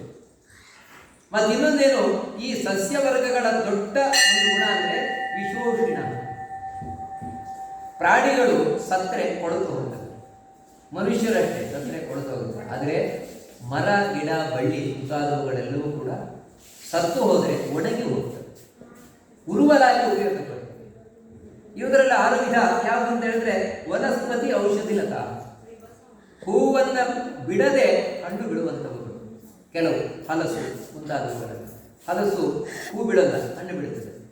ವನಸ್ಪತಿ ಔಷಧಿ, ಔಷಧಿ ಅಂತ ಹೇಳಿದ್ರೆ ಈ ಕೆಲವು ಫಲಪಾಕ ಅಂತ ಭತ್ತ, ಬಾಳೆಗಿಡ, ಅಂದ್ರೆ ಇವೆಲ್ಲ ಏನಂದ್ರೆ ಅದರಲ್ಲಿ ಬೆಳೆ ಬಂತು ಅಂತ ಹೇಳಿದ್ರೆ ಕಟಾವಿಗಾಗಿ, ಅಂದ್ರೆ ಬೆಳೆ ಬರುವುದೇ ಅವುಗಳ ಸಾಕು. ಬಾಳೆ ಗೊನೆ ಬಂತ, ಆಮೇಲೆ ಬಾಳೆ ಕತೆ ಮುಗಿತು. ಇದು ವನಸ್ಪತಿ ಔಷಧಿ. ಲತಾ, ಲತಾ ಅಂದ್ರೆ ಇನ್ನೊಂದ ನಂಬಿಕೊಂಡು ಹಬ್ಬಿಕೊಂಡು ಹೋಗುವುದು ಬಳ್ಳಿಗಳು. ತ್ವಕ್ಸಾರ ಅಂದ್ರೆ ತೊಗಟೆಯಲ್ಲಿಯೇ ಶಕ್ತಿ ಇರುವುದು. ಬಿದಿರು, ಅಡಿಕೆ ಮುಂತಾದವುಗಳಲ್ಲ, ಮಧ್ಯದಲ್ಲಿ ಟೊಳ್ಳು, ಮಧ್ಯದ ಅಂದ್ರೆ ಈ ತೊಗಟೆಯಲ್ಲಿ ಅವುಗಳಿಗೆ ಬಲ. ವೀರುದಾಹ ದ್ರುಮಾಹ, ವೀರುದಾಹ ಅಂತ ಹೇಳಿದ್ರೆ ಶರ್ಪ್ಸ್ ಅಂತ ಹೇಳ್ತೇವೆ, ಪೊದೆ. ಇವಾಗ ತುಳಸಿ, ಮಲ್ಲಿಗೆ ಗಿಡ ಮುಂತಾದವುಗಳೆಲ್ಲ. ದ್ರುಮಾಹ, ದ್ರುಮಾಹ ಅಂತ ಹೇಳಿದ್ರೆ ಹೂವು ಬಿಟ್ಟು ಹಣ್ಣು ಬಿಡುವಂಥವುಗಳು. ಮಾವು ಮುಂತಾದವು ಹೂವು ಬಿಟ್ಟು ಹಣ್ಣು ಬಿಡುತ್ತವೆ, ಹೂವು ಬಿಡದೆ ಹಣ್ಣು ಬಿಡುತ್ತವೆ, ಇನ್ನೊಂದನ್ನು ನಂಬಿಕೊಂಡು ಬದುಕುತ್ತವೆ, ಮತ್ತೆ ಸಣ್ಣ ಪುಟ್ಟ ಜಾತಿಯವುಗಳಾಗಿರ್ತವೆ. ಇನ್ನು ಹಣ್ಣು ಬಿಡ್ತಾ ಫಲ ಬಂತ ಮುಗಿತವುಗಳ ಕತೆ. ಈ ರೀತಿ 6 ವಿಭಾಗವನ್ನು ಮಾಡ್ತಾರೆ. 8ನೇ ಯಾವುದು ಅಂತ ಹೇಳಿದ್ರೆ ತಿರ್ಯಕ್ ಸ್ರೋತಸ್ ಅಂತ ಹೇಳಿದ್ರೆ ಅರ್ವಾ ಸ್ರೋತಸ್ಸು ನವಮಃ. ತಿರ್ಯಕ್ ಸ್ರೋತಸ್ ಅಂತ ಹೇಳ್ತಾರೆ. ತಿರ್ಯಶ್ಚ ಅಷ್ಟಮ ಸರ್ಗ ಸೋಷ್ಟಾವಿಂಶದ್ವಿಧೋ ಮತಃ. ಪ್ರಾಣಿಗಳ ಸೃಷ್ಟಿ ಅದು 8ನೇ ವಿಧವಾದ ಸೃಷ್ಟಿ. ಅವು 28 ಬಗೆ ಪ್ರಾಣಿಗಳನ್ನು ಹೇಳ್ಕೊಂಡು ಹೋಗ್ತಾರೆ. ಆದರೆ ಎಲ್ಲ ಪ್ರಾಣಿಗಳ ಸಾಮಾನ್ಯವಾದ ಒಂದು ಲಕ್ಷಣ ಏನು ಅಂತ ಹೇಳಿದ್ರೆ ಅವಿದಹ, ಗೊತ್ತಾಗುವುದಿಲ್ಲ ಅವರಿಗೆ ಅಂತ ಹೇಳಿದ್ರೆ. ಗೊತ್ತಾಗುವುದಿಲ್ಲ ಅಂದರೆ ತಿನ್ನುವುದು ಗೊತ್ತುಂಟು, ಉಣ್ಣುವುದು ಗೊತ್ತುಂಟು, ತಮ್ಮ ಆಹಾರವನ್ನು ಹೇಗೆ ತಯಾರು ಮಾಡಿಕೊಳ್ಬೇಕು ಅಂತ ಗೊತ್ತುಂಟು, ತಮ್ಮ ರಕ್ಷಣೆ ಗೊತ್ತುಂಟು, ಸಂತಾನೋತ್ಪತ್ತಿ ಗೊತ್ತುಂಟು. ಅದಕ್ಕಿಂತ ಹೆಚ್ಚಿನದು ಜ್ಞಾನ ಇಲ್ಲ ಅವುಗಳಿಗೆ. ಹೇಳಿದರೆ ಅರ್ಥವು ಅವಲ್ಲ, ಯಾಕಂದರೆ ಅದಕ್ಕಿಂತ ಹೆಚ್ಚು ಶಕ್ತಿ ಅವಳಿಗೆ ಗೊತ್ತಿಲ್ಲ. ಭೂರಿ ತಮಸಃ, ಒಳಗೆ ತುಂಬಿಕೊಂಡಿರುವುದೇ ಅಜ್ಞಾನ ಪ್ರಾಣಿಗಳಲ್ಲಿ. ಭೂರಿ ತಮಸಃ ಘ್ರಾಣಜ್ಞಾನ. ಆದರೆ ಪ್ರಾಣಿಗಳಲ್ಲಿರುವ ದೊಡ್ಡ ಗುಣ ಏನು ಅಂತ ಹೇಳಿದರೆ ಮೂಸಿಯೇ ಎಲ್ಲವನ್ನು ತಿಳ್ಕೊಳ್ತವೆ ಅವು. ನೋಡಿ, ಇದು ಗಿಡ ಮರಗಳಲ್ಲೂ ಇಲ್ಲ, ಮನುಷ್ಯರಲ್ಲೂ ಇಲ್ಲ. ಕೆಲವು ಮನುಷ್ಯರು ಮೂಸಿ ತಿಳ್ಕೊಳ್ಬೋದು, ಅದೇ ಎಲ್ಲರಲ್ಲೂ ಇಲ್ಲ. ಆದರೆ ಪ್ರಾಣಿಗಳಲ್ಲಂತೂ ಅವಶ್ಯವಾಗಿ ಮೂಸಿಯೇ ತಿಳ್ಕೊಳ್ತವೆ. ಓ, ಇದು ಹೀಗೆ ಅಂತ. ಘ್ರಾಣಜ್ಞಾನ ಹೃದಯವೇದಿನ. ಆ ಪ್ರಾಣಿಗಳಿಗೂ ಕೂಡ ಒಳಗಿನಿಂದಲೇ ಅವುಗಳು ಸುಖ ದುಃಖವನ್ನು ಅನುಭವಿಸ್ತಾರೆ. ಕೆಲವೊಮ್ಮೆ ಹಟ್ಟಿಯಲ್ಲಿ ಹಸು ಕಣ್ಣೀರಾಗ್ತಾ ಇರ್ತದೆ. ಯಾಕೆ ಅಂತ ಅದಕ್ಕೆ ಹೇಳಿಕ್ಕೆ ಬರೋಲ್ಲ, ನಮ್ಗೆ ಅರ್ಥ ಆಗೋಲ್ಲ. ಆದರೆ ಒಳಗಿನಿಂದ ಅದಕ್ಕೆ ಇನ್ನೊಂದು ಭಾವನೆ ಇರ್ತದೆ. ನೋಡಿ, ಹೀಗೆ ಹೃದಯವೇದಿನ, ಒಳಗಿನಿಂದಲೇ ತಾವು ಸುಖ ದುಃಖವನ್ನು ಅನುಭವಿಸುವಂಥವುಗಳು 7ನೆಯ ಸೃಷ್ಟಿ ಪ್ರಾಣಿಗಳನ್ನು. ಅರ್ವಾ ಸ್ರೋತಸ್ತು ನವಮಃ ಕ್ಷತ್ತರೇ ಗೋವಿಧೋ ಮತ ನೃಣಾಂ ರಜೋಧಿಕಾ ಕರ್ಮಪರಾಃ ದುಃಖೇಜ ಸುಖಮಾನಿನಃ. ಇನ್ನು 9ನೆಯ ಸೃಷ್ಟಿ ಅದೇ ಕೆಳಮುಖವಾದ ಸೃಷ್ಟಿ ಅಂತ ಹೇಳ್ತಾರೆ. 7ನೆಯ ಸಸ್ಯಗಳ ಸೃಷ್ಟಿ ಮೇಲ್ಮುಖವಾದದ್ದು, ಪ್ರಾಣಿಗಳದ್ದು ಅಡ್ಡಲಾದದ್ದು. ಅದಕ್ಕೆ ಪ್ರಾಣಿಗಳು ಅಡ್ಡವಾಗಿ ಬೆಳೀತಾ ಹೋಗ್ತವೆ. ತಿಂದ ಆಹಾರವು ಈ ಕಡೆಯಿಂದ ತಿಂದರೆ ಆ ಕಡೆಗೆ ಹೋಗ್ತದೆ. ಅದೇ ಸಸ್ಯದ್ದು ಕೆಳಗೆ ನೀರು ಹಾಕಿದರೆ ಮೇಲಕ್ಕೆ ಹೋಗ್ತದೆ. ಆದರೆ ಈ 9ನೇ ಸೃಷ್ಟಿ ಇದೆಯಲ್ವಾ, ಇದು ಅರ್ವಾಕ್ ಸ್ರೋತಸ್ ಅಂತ ಹೇಳಿದ್ರೆ ಕೆಳಮುಖವಾದ ಸೃಷ್ಟಿ ಅಂತ ಹೇಳಿದ್ರೆ ಇಲ್ಲಿ ಹುಟ್ಟಿದವನು ಮತ್ತೆ ಕೆಳಕ್ಕೆ ಹೋಗುವುದಿಲ್ಲ. ಅದೇ ಮನುಷ್ಯರ ಸೃಷ್ಟಿ. ನೋಡಿ, ಅದಕ್ಕನುಗುಣವಾಗಿ ನಾವು ತಿನ್ನುವುದು ಬಾಯಲ್ಲಿ, ಆದರೆ ಜಾರುವುದು ಕೆಳಕ್ಕೆ. ಅರ್ವಾಕ್ ಸ್ರೋತಸ್ ಕೆಳಕ್ಕೆ ಹೋಗುವುದು ಈ ಮನುಷ್ಯ. ಅಂದರೆ ವಿಶೇಷವಾಗಿ ಯಾರು ಈ ಮನುಷ್ಯನಾಗಿ ಹುಟ್ಟಿ ಪಾಪ ಮಾಡ್ತಾನೆ ಕೆಳಕ್ಕೆ ಹೋಗ್ತಾನವನು. ಬೇರೆ ಯಾವ ಪ್ರಾಣಿಗಳು ಪಾಪ ಮಾಡಿದರೆ ಪಾಪ ಬರಲು, ಇವಾಗ ಸಿಂಹ ಎಷ್ಟು ಪ್ರಾಣಿಯನ್ನು ಕೊಂದರು ಎಷ್ಟು ಮನುಷ್ಯರನ್ನು ಕೊಂದರು ಪಾಪ ಬರಲು. ಅದೇ ರೀತಿ ಬೆಕ್ಕು ಎಷ್ಟು ಹಾಲನ್ನು ಕದ್ದು ಕುಡಿದ್ರು ಪಾಪ ಬರಲ್ಲ. ಯಾಕಂದ್ರೆ ಅವುಗಳಿಗೆ ಬುದ್ಧಿ ಇಲ್ಲ, ಅವುಗಳಿಗೆ ಪಾಪ ಬರಲ್ಲ. ಆದರೆ ಒಮ್ಮೆ ನಾವು ಮನುಷ್ಯನಾಗಿ ಹುಟ್ಟಿ ಮಾಡುವ ಪಾಪ ಏನಿದೆ, ನಮ್ಮನ್ನು ಇನ್ನು ಎಷ್ಟೋ ಜನ್ಮಗಳಲ್ಲಿ ಪ್ರಾಣಿಯಾಗಿ, ಪಕ್ಷಿಯಾಗಿ, ಗಿಡವಾಗಿ, ಮರವಾಗಿ, ಬಳ್ಳಿಯಾಗಿ ಹುಟ್ಟಿಸ್ಬೋದು. ಅಷ್ಟು ಪಾಪ ಮಾಡಿದೆ ಮನುಷ್ಯರಾಗಿ ಹುಟ್ಟಿ ಬಂದು. ಅದಕ್ಕೆ ಇದು 60 ಸುರತು ಕೆಳಕ್ಕೆ ಹೋಗು ಸಾಧನೆ ಮಾಡದೇ ಇದೆ. ಈ ಮನುಷ್ಯರಲ್ಲಿ ಎಷ್ಟು ಜಾತಿ, ಎಷ್ಟು ವಿಧ? ಪ್ರಾಣಿಗಳಲ್ಲಿ 28 ಜಾತಿ, ಸಸ್ಯಗಳಲ್ಲಿ 6 ಜಾತಿ, ಮನುಷ್ಯರಲ್ಲಿ ಒಂದೇ ಜಾತಿ ಇದೆ. ಏಕವಿಧೋಮತ. ಏನು ಒಂದೇ ಜಾತಿ? ಎಂಥ ಜಾತಿ ಅಂತ ಹೇಳಿದ್ರೆ ಅದಕ್ಕೆ ಹೇಳ್ತಾರೆ ರಜೋಧಿಕ. ಎಲ್ಲರನ್ನು ಆಸೆ ಹೆಚ್ಚು, ಆಸೆ ಗುರುಕರು. ಮನುಷ್ಯರು ಆಸೆ ಗುರುಕರು ಹೆಚ್ಚು. ಕರ್ಮಪರಾಹ, ಬರೀ ಕರ್ಮ ಮಾಡುವಂಥ ಆಸಕ್ತಿ. ಕರ್ಮ ಮಾಡಬೇಕು. ಯಾಕೆ ಏನು ಕೇಳಬೇಡಿ, ಯಾಕೆ ಕರ್ಮ ಮಾಡಬೇಕು ಅಂತ ಕೇಳಬೇಡಿ. ಮತ್ತೇನಂದ್ರೆ ಬರೀ ಕರ್ಮ ಮಾಡುದು, ಕೆಲಸ ಸುತ್ತ ಬರುವುದು ದೇವರಿಗೆ, ಸುತ್ತ ಬರುವುದು. ಅಲ್ಲಿ ಯಾಕೆ ಸುತ್ತ ಬರ್ತಾ ಇದ್ದೀರಿ ನೀವು? ಹೇಗೆ ಸುತ್ತ ಬರ್ತಾ ಇದ್ದೀರಿ? ಅವೆಲ್ಲ ಮುಖ್ಯ ಅಲ್ಲ, ಸುತ್ತ ಬರುವುದು ಮುಖ್ಯ. ನೋಡಿ, ಈ ರೀತಿ ಕರ್ಮ ಮಾತ್ರ ಮುಖ್ಯ. ಅಂದರೆ ಜ್ಞಾನದಲ್ಲಿ ಆಸಕ್ತಿ ಇಲ್ಲ. ಜ್ಞಾನದಲ್ಲಿ ಆಸಕ್ತಿ ಇಲ್ಲದೆ ಕರ್ಮದಲ್ಲೇ ಆಸಕ್ತಿ ಉಳ್ಳವರು ಇವರು. ತಿಳ್ಕೊಳ್ಬೇಕು. ನಮಗೆ ಈ ಮನುಷ್ಯರು ಯಾವ ರೀತಿ ಅಂದರೆ ಎಕ್ಸಾಮ್ ಬರೆಯುವುದು. ಎಕ್ಸಾಮಿನೇಷನ್ ಕೂತ ಬರ್ದ ಇನ್ನೊಂದು ಶೀಟ್ ಕೊಡಿ ತಗೊಂಡ, ಬರ್ದ. ಇನ್ನೊಂದು ಶೀಟ್ ಕೊಡಿ, ಬರ್ದ. 3 ಗಂಟೆಯಲ್ಲಿ 25 ಪೇಜ್ ಬರೆದಿಟ್ಟಿದ್ದಾನೆ. ಆದರೆ ಎಕ್ಸಾಮಿನೇಷನ್ ಫೈಲ್ ಬರೆಯುವುದು ಒಂದೇ ಕೆಲಸ, ಆದರೆ ಉತ್ತರವನ್ನು ಬರೆದಿದೆ, ಮತ್ತೆ ಪ್ರಶ್ನೆಯನ್ನು ಬರೆದಿದೆ. ಅಂದರೆ ನೋಡಿ, ಜ್ಞಾನ ಇಲ್ಲದೆ ಎಷ್ಟು ಕರ್ಮ ಮಾಡಿದರೂ ಕೂಡ ವ್ಯರ್ಥ ತಾನೆ. ಅಷ್ಟು ಹೊತ್ತು 25 ಪೇಜ್ ಬರೆದರೂ ಕೂಡ ಅವನಿಗೆ ಉತ್ತರದ ಜ್ಞಾನ ಇಲ್ಲ ಅಂದರೆ ವ್ಯರ್ಥ ತಾನೆ. ಅದೇ ರೀತಿ ಮನುಷ್ಯ ಬರೀ ಮಾಡ್ತಾನೆ, ತಿಳ್ಕೊಳ್ಳಿ ಪ್ರಯತ್ನ ಬರೋಲ್ಲ. ಎಲ್ಲಕ್ಕಿಂತ ಮುಖ್ಯ ಏನಂದರೆ ದುಃಖೇಚ ಸುಖಮಾನ್ಯ. ದುಃಖವನ್ನೇ ಸುಖ ಅಂತ ಭ್ರಮಿಸಿ ಕೂರ್ತಾನೆ. ಅನುಭವಿಸುವುದು ದುಃಖವನ್ನೇ ಜೀವನ, ಆದರೆ ಅದನ್ನೇ ಸುಖ, ಇದೇ ಸುಖ ಅಂತ ತಿಳ್ಕೊಳ್ತಾನೆ ಈ ಮನುಷ್ಯ. ಇದು 9 ವಿಧವಾದ ಸೃಷ್ಟಿ. ಆನಂತರ ದೇವತೆಗಳ ಸೃಷ್ಟಿಯನ್ನು ಹೇಳ್ತಾರೆ. ದೇವಸರ್ಗಶ್ಚಾಷ್ಟವಿಧ, 8 ವಿಧವಾದ ದೇವತೆಗಳು. ವಿಬುಧ ಪಿತರೋ ಸುರ. ಯಾರು 8 ವಿಧವಾದ ದೇವತೆಗಳು ಅಂದರೆ, ಒಂದು ದೇವತೆಗಳು ಅಂತ ಹೇಳಿದ್ರೆ ಆದಿತ್ಯರು, ವಸುಗಳು, ರುದ್ರರು ಅಂತ, ವಿಬುಧರು ಅಂತ ಕರೀತಾರೆ. ಇನ್ನು ಪಿತೃದೇವತೆಗಳು ಅಗ್ನಿಶ್ವಾಸ, ಬರಿಹಿಷದ, ಸೋಮಪ, ಆಜ್ಯಪ, ಇವರೆಲ್ಲ ಏನಂದ್ರೆ ಪಿತೃದೇವತೆಗಳು. ಆನಂತರ ಅಸುರರು ಅಂತ ಹೇಳಿದ್ರೆ ಈ ದೈತ್ಯರು ಅಂತಲ್ಲ, ಆ ಅಸುರರಲ್ಲೇ ಪ್ರಹ್ಲಾದ ಮೊದಲಾದಂತಹ ಕೆಲವರು ಒಳ್ಳೆಯವರಿದ್ದಾರೆ, ಅವರು ದೇವತೆಗಳಲ್ಲಿ ಸೇರುವಂಥವರು. ಬಲಿ, ಪ್ರಹ್ಲಾದ ಮುಂತಾದವರು. ನಂತರ ಗಂಧರ್ವಾಪ್ಸರಸಃ, ಗಂಧರ್ವರು, ಅಪ್ಸರರು. ಗಂಧರ್ವರಲ್ಲೂ ಕೆಲವರು ಮಾತ್ರ, ಎಲ್ಲರೂ ಅಲ್ಲ, ಕೆಟ್ಟ ಗಂಧರ್ವರು ಇದ್ದಾರೆ, ಒಳ್ಳೆಯ ಗಂಧರ್ವರು. ಅಪ್ಸರರು, ಸಿದ್ಧರು, ಯಕ್ಷರು, ರಾಕ್ಷಸರು. ಅಂದರೆ ರಾಕ್ಷಸರು ಒಳ್ಳೆಯವರಿದ್ದಾರೆ. ಇವಾಗ ಘಟು, ಕಜ ಮುಂತಾದ ನೈಋತ್ಯ ದಿಕ್ಕಿನ ಅಭಿಮಾನ ನಿರುತಿ ರಾಕ್ಷಸ, ಆದರೆ ಒಳ್ಳೆಯ ರಾಕ್ಷಸ. ಇಂಥವ್ರು ಕೆಲವರಿದ್ದಾರೆ.